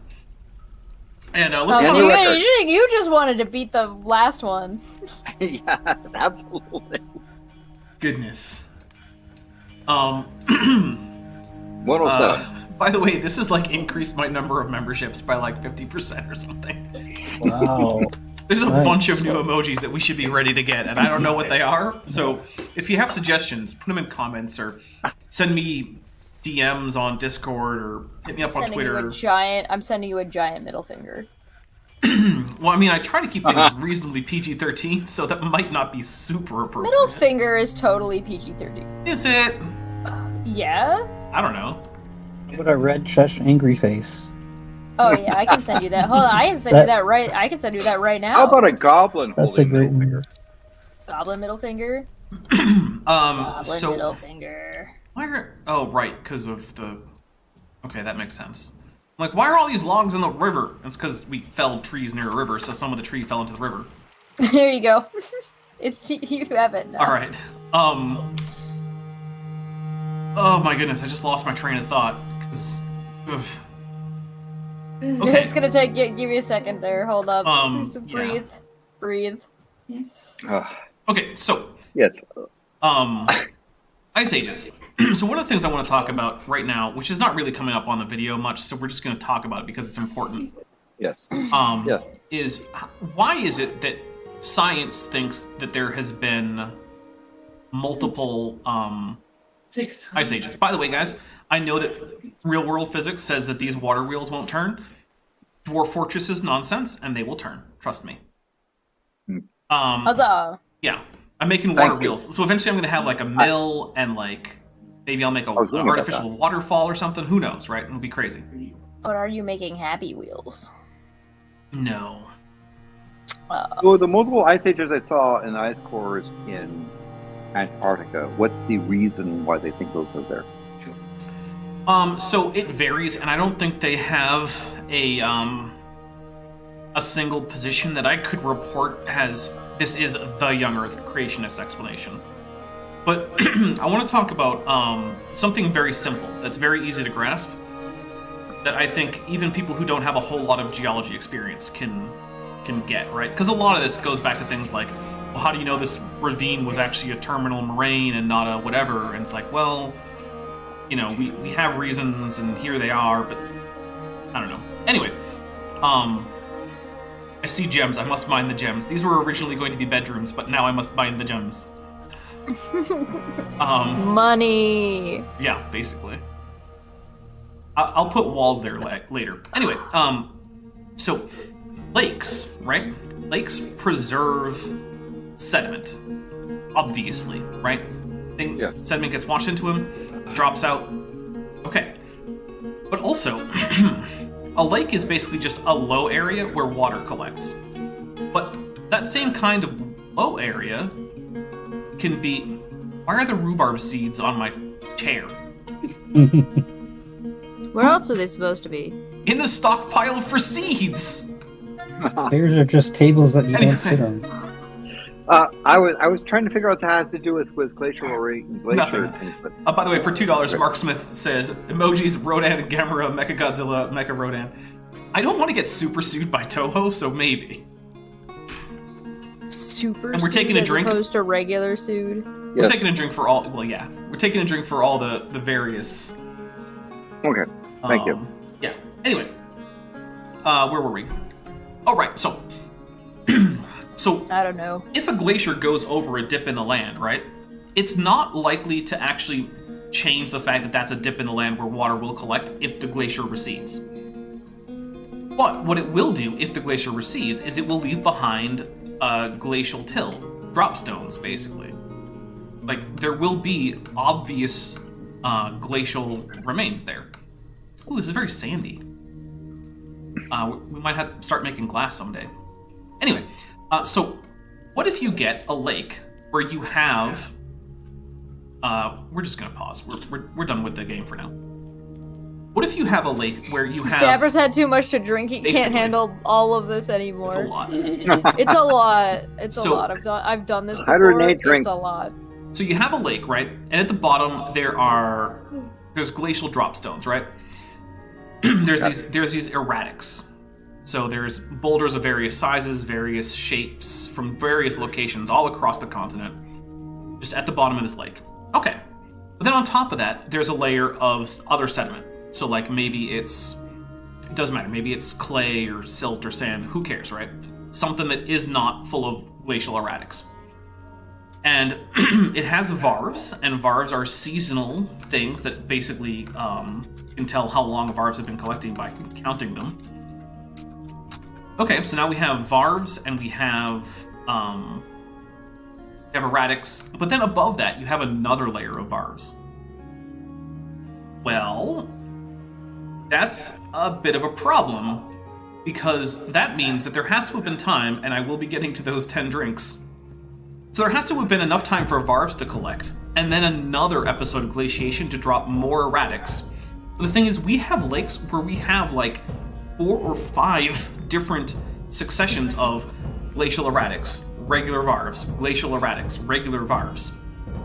How do you account for this if there's only one ice age? And the answer is basically, well, you can't. You just can't. So, and I'm now realizing I don't have mechanisms. This is all dumb mechanisms. I don't want to be so specific. Whatever. Add rock mechanism. Do that a bunch. So, now, Yellow Wyvern has gifted 10 Dapper Dinosaur memberships, which are going out to, I think they're going into the reserve for when new people show up. So if you don't currently have a membership, make sure to turn it on. But we are now going to take 10 drinks. Here we go. Okay. 1, I did mine. 2, While you were talking. 3, 4, 5, 6, 7, 8, 9, 10. Whoops. I forgot to I hit ran enter out of once. drink. Yeah, I did too. So if we have to get more drinks, I might have to go and quickly grab a drink. What's a liver? Please, Right? please be sure you're drinking plenty of water too. Yeah. And you have food. So Wow. anyway, Holy cow! I lost my train of thought. We're gonna hit play. So they're all dead. Except that they aren't. There are some of them still around. Here is one of the skulls you could find at Big Bone Lick. Here's a tooth from that animal. And it's basically identical to the skull of a living animal because it is that animal. It's the American bison. Yay. They have a small herd of them at Big Bone Lick to give you a sense of what some of these Ice Age giants were like. Bison arrived at the same time as these mammoth and mastodons. They lived in the same areas. They were buried in the same fossil pits, right? Is They are this Ice Age correct? giants, along So with... Dapper, Yeah, you that were is talking correct. about glacial deposits at the bottom of a lake, Mhm. as regards to why we think they have multiple ice ages. Yeah. I was trying to give you a clue as to where you were. Oh yeah, no, but I hit play. I gave up trying to figure that out. Guys, I'm at 117. I don't know what's happening anymore. What are you talking about? 118. Oh, fine. 118, yes. Everything else I talked at the beginning, the bears, the moose, the elk, those are all also technically Ice Age giants. So, Sure. those huge animals that we see only as fossils, they're extinct because the conditions continued to change at the end of the Ice Age. And yet, now when we look at these bones, how they're distributed around the world, and how the animals related to them are found in the areas they are today, how we get llamas and alpacas all the way down in South America, Just debunk himself? the best way we can explain this Didn't he not just debunk himself when he said the conditions changed, therefore the mammoths are extinct because the things that existed in the Ice Age couldn't exist now, but just talked about bison that are still around? Yeah, that is an odd thing to do, isn't it? But he So, says like, only the Bible can explain this. That's the answer, Jesse. It says right there. Only the Bible can explain this. I thought we went over that the Ice Age isn't in the Bible. Oh dear. Well, there goes that explanation. Ah! I win! What do I get? You get a free pass to AIG's headquarters. Yeah. Oh.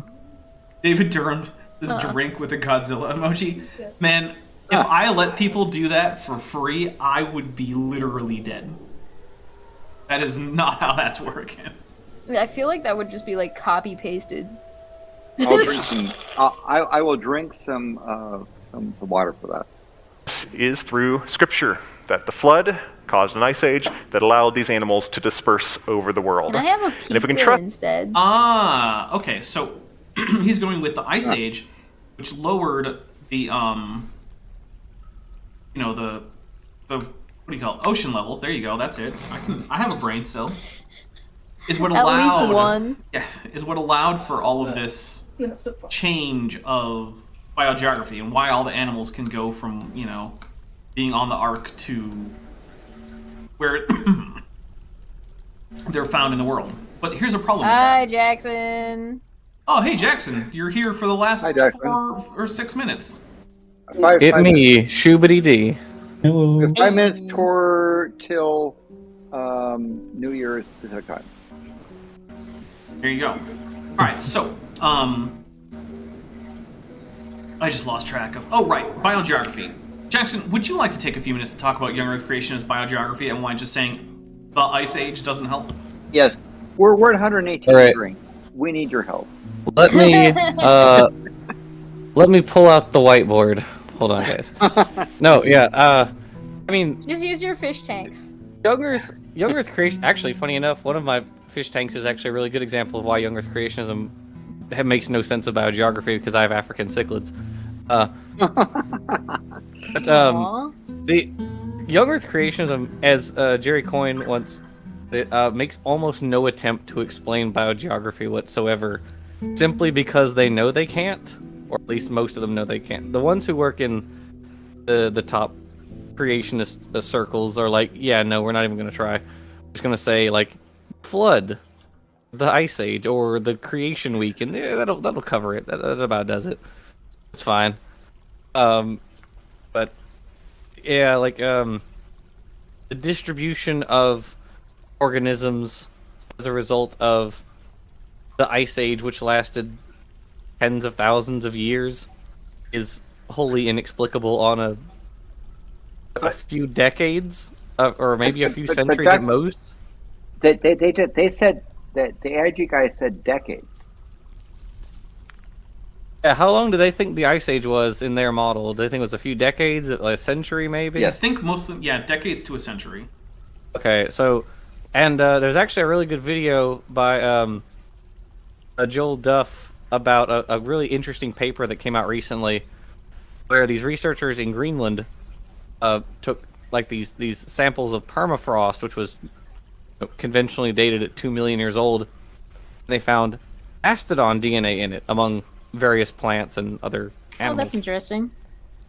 And this elephants just in general pose massive, pun intended, problems, Ah. or some might say elephantine problems. Mastodon. For young Earth creations, biogeography, their baraminology. Because what is it? You have to have like new species per generation to fit elephants in. Isn't that it? Wasn't that the math? Yeah. I think something like that. Yeah. So you have to have a species per generation. They have to like run rapid fast around the world and also cross oceans somehow. It's okay, the oceans are Immediately frozen. And Oh, boiling. I thought they were boiling. And boiling, yeah, at the same time. And boiling, yeah, frozen and boiling at the same time. They were in a like a superposition of both frozen and boiling. It was a They were superfluid, of compressed at the course. triple point. The triple point of water. They achieved that spot, so that's how they got the Yeah. steam, they got the freezing and the liquid at the same time. Huzzah! There's a great paper, I think it was by Andrew Snelling, that talks about like why ammonites are distributed as index fossils, and he's like, no, they were all alive at the exact same time, but somehow existed in extremely stratified layers in the ocean with like no overlap whatsoever. It was kind of amazing. You remember that one, Dapper? Not really, but that could just be the alcohol. I'm going to point out it's almost 1 minute to midnight here Pacific time, and the Canadians are already setting off fireworks. Take that, Yay. Chesh, who said that that's not a big thing in Canada. Well, at least 1 not where minute. I am. To All right, guys. So we got a countdown, and that's also going to be when we start wrapping it up, because this is till the Pacific coast of North Yeah, America. how many more minutes? How many more minutes we got on this? Less than a minute. Oh, on this cool, thing, let's go. we got a minute Yeah. 37. We're not going to bother. We're just going to end it here. Oh, Yeah. Okay. I'm not gonna finish a minute 37. No, I don't care. This guy doesn't get to Come talk on. anymore. It's not. I mean, is it really worth it? 30 seconds. Yeah, no. I guess. No, it's not worth it. I am, Any however, more going to tell drinks? them to add some altars here. Ooh. Yeah. 20 seconds. Ay. Put some altars in this temple. Uh-oh. 10, 9, 8, 7, 6, 5, 4, 3, 2, 1. Happy New Year, everybody! Happy New Year. All right, guys. Like tired. Thank you for sticking with me. It's been 4 hours. We Wow. did it. We did it. We played War Fortress badly Wow, for there are 4 lots of- hours. We only abandoned one fort tonight. Happy TD Lane for $2 says, Happy New Year, I'm going to bed now. Yeah, guys, I'm going to be going to bed soon too. Thank you so much for sticking with me. Here's to a great 2023. Why don't everyone who's here, we're going to go, I'll just say who should go next. And we're going to, if you have anything to plug that, and then get out of here. All right, Chesh, what do you got? I have a video coming out tomorrow. It's art. I also have some more art videos coming out. I rendered 3 tonight while we were doing this because I have another computer, so it doesn't screw this up. Also, Dapper and Landon are going to be doing this again on the 4th on my channel, except we're going to be talking about how fossil fuels aren't real. So come for that again. We'll come up with another made-up version of whatever it was that we just did, which was AIG is a bag of dicks, but it won't be AIG being a bag of dicks. It'll be something else. We'll come up with something. Right. I have got Dumbfic Friday. I have a lot of streams and debate hubs coming, so there's a whole lot of nonsense. I have almost this entire month booked already. So if you're interested in lots of discussions and debate-y type stuff like this, it's not unsimilar to this, I'd do that. Okay, bye. All right. Happy New Year! Happy New Year! All right, Landon, you got anything you want to plug? Yes, and thank you very much again for being on the stream. I'm your astronomer and guide to our favorite universe. I'd like to plug both Chesh's channel because there's lots of good stuff. Also Dapper's channel because Dapper has got a lot of useful information and he's not afraid to correct things that are mistaken. And I appreciate his corrections when I make mistakes. So happy New Year, and I best wishes for new hopes in this next year. Awesome. Well, all right, Landon, get out of here. Bye. Bye, Landon. All right, Bent, what do you got? I have music. Link is in the description. Yes, it is. There's Amazon wish lists and things like that. I'm also going to recommend subbing to Chesh's channel.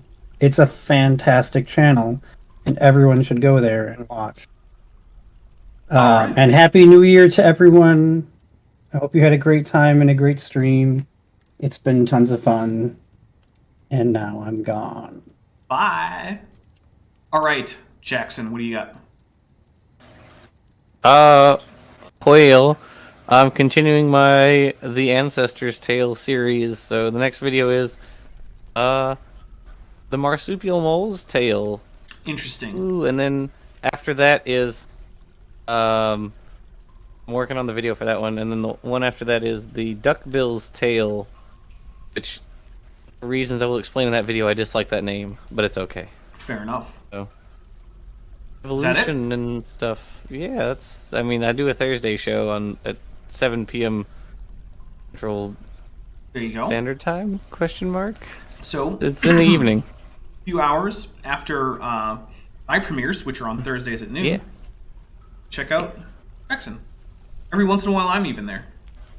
It's true. We wish he were here more often, but we understand that time schedules are a thing. So Yeah, unfortunately, is by what the it time it rolls around, I've usually been working already for hours and hours and hours. that is very understandable. Um, We had Aaron on this past week, so that was fun. yeah, that was cool. All right, well, get out of here, Jackson. Tater taters. All right, guys, coming up on this channel, there's not a whole lot that I'm going to announce right now. However, Kent with Bent 100 is on Tuesday. So, I'm hoping to make it big deal and a lot of fun. I want it to have a similar energy to this stream. So, there are going to be multiple guests are going to be popping in and out, hopefully. That's the ideal. Kind of like this stream. So, I'm actually going to be coming up with a custom set for it. Kind of like I did for this New Year set, where I did the Dwarf Fortress set and whatnot. Then on Thursday, the third episode of of coughing too much. Sorry. I blame the alcohol somehow, even though that doesn't make any sense. The third episode of Bad Reasons Birds Aren't Dinosaurs. That'll be out. That'll be at noon Mountain Standard. The Tuesday stream will be at 6 Mountain Standard. There's probably going to be a Dapper Reacts on Saturday the 7th. And I am going to be contacting Gutsa Gibbon to see if she is available for another Eric with Erica. Because while the semester was going, she definitely wasn't available, so I didn't even bother asking.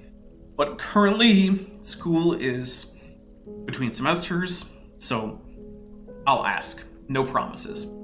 Erica is an extremely busy person now that she is really into the weeds of her PhD work, being a TA and whatnot. So, everybody, thank you again, and I hope that you all have a wonderful new year. Thanks for watching, but before you go, I just want to say a special thank you to my channel members and my patrons, especially those pledging $20 or above. Bob Knob, Work in Progress, Benthovend, Tapioca Weasel, Denny5252, Ian Chen, Landon Knoll, Mabbity Babbity, McSpooks, Sphincter of Doom, The Venerable Bede, Elleron Teller, and Pat L. Dennis. As you probably know, YouTube is a very volatile platform, and from month to month my income on the channel can swing wildly. But the people you see on screen are directly supporting so that I don't have to worry too much about that, and the channel can keep going as it is, and perhaps even improving. If you'd like to join this team, there are links below to join the channel or in the description to join the Patreon. The Patreon starts as low as $1 a month, and the channel memberships start as low as $1.99 a month. On Patreon, you can even get a discount for pledging annually. If you do decide to pledge, you'll get access to an exclusive Discord server just for channel supporters, as well as early access to all of my pre-recorded videos, often up to 2 months in advance. Higher tiers will unlock even better perks. Now, if an annual or monthly pledge isn't right for you, but you still want to support the channel, there is a merch store down in the description, as well as an Amazon wishlist, just for me. And if financial support isn't something you can or want to do, then if you still want to help out the channel, please just like and share these videos and make sure you comment on them. It really helps the channel out. Thanks again for watching.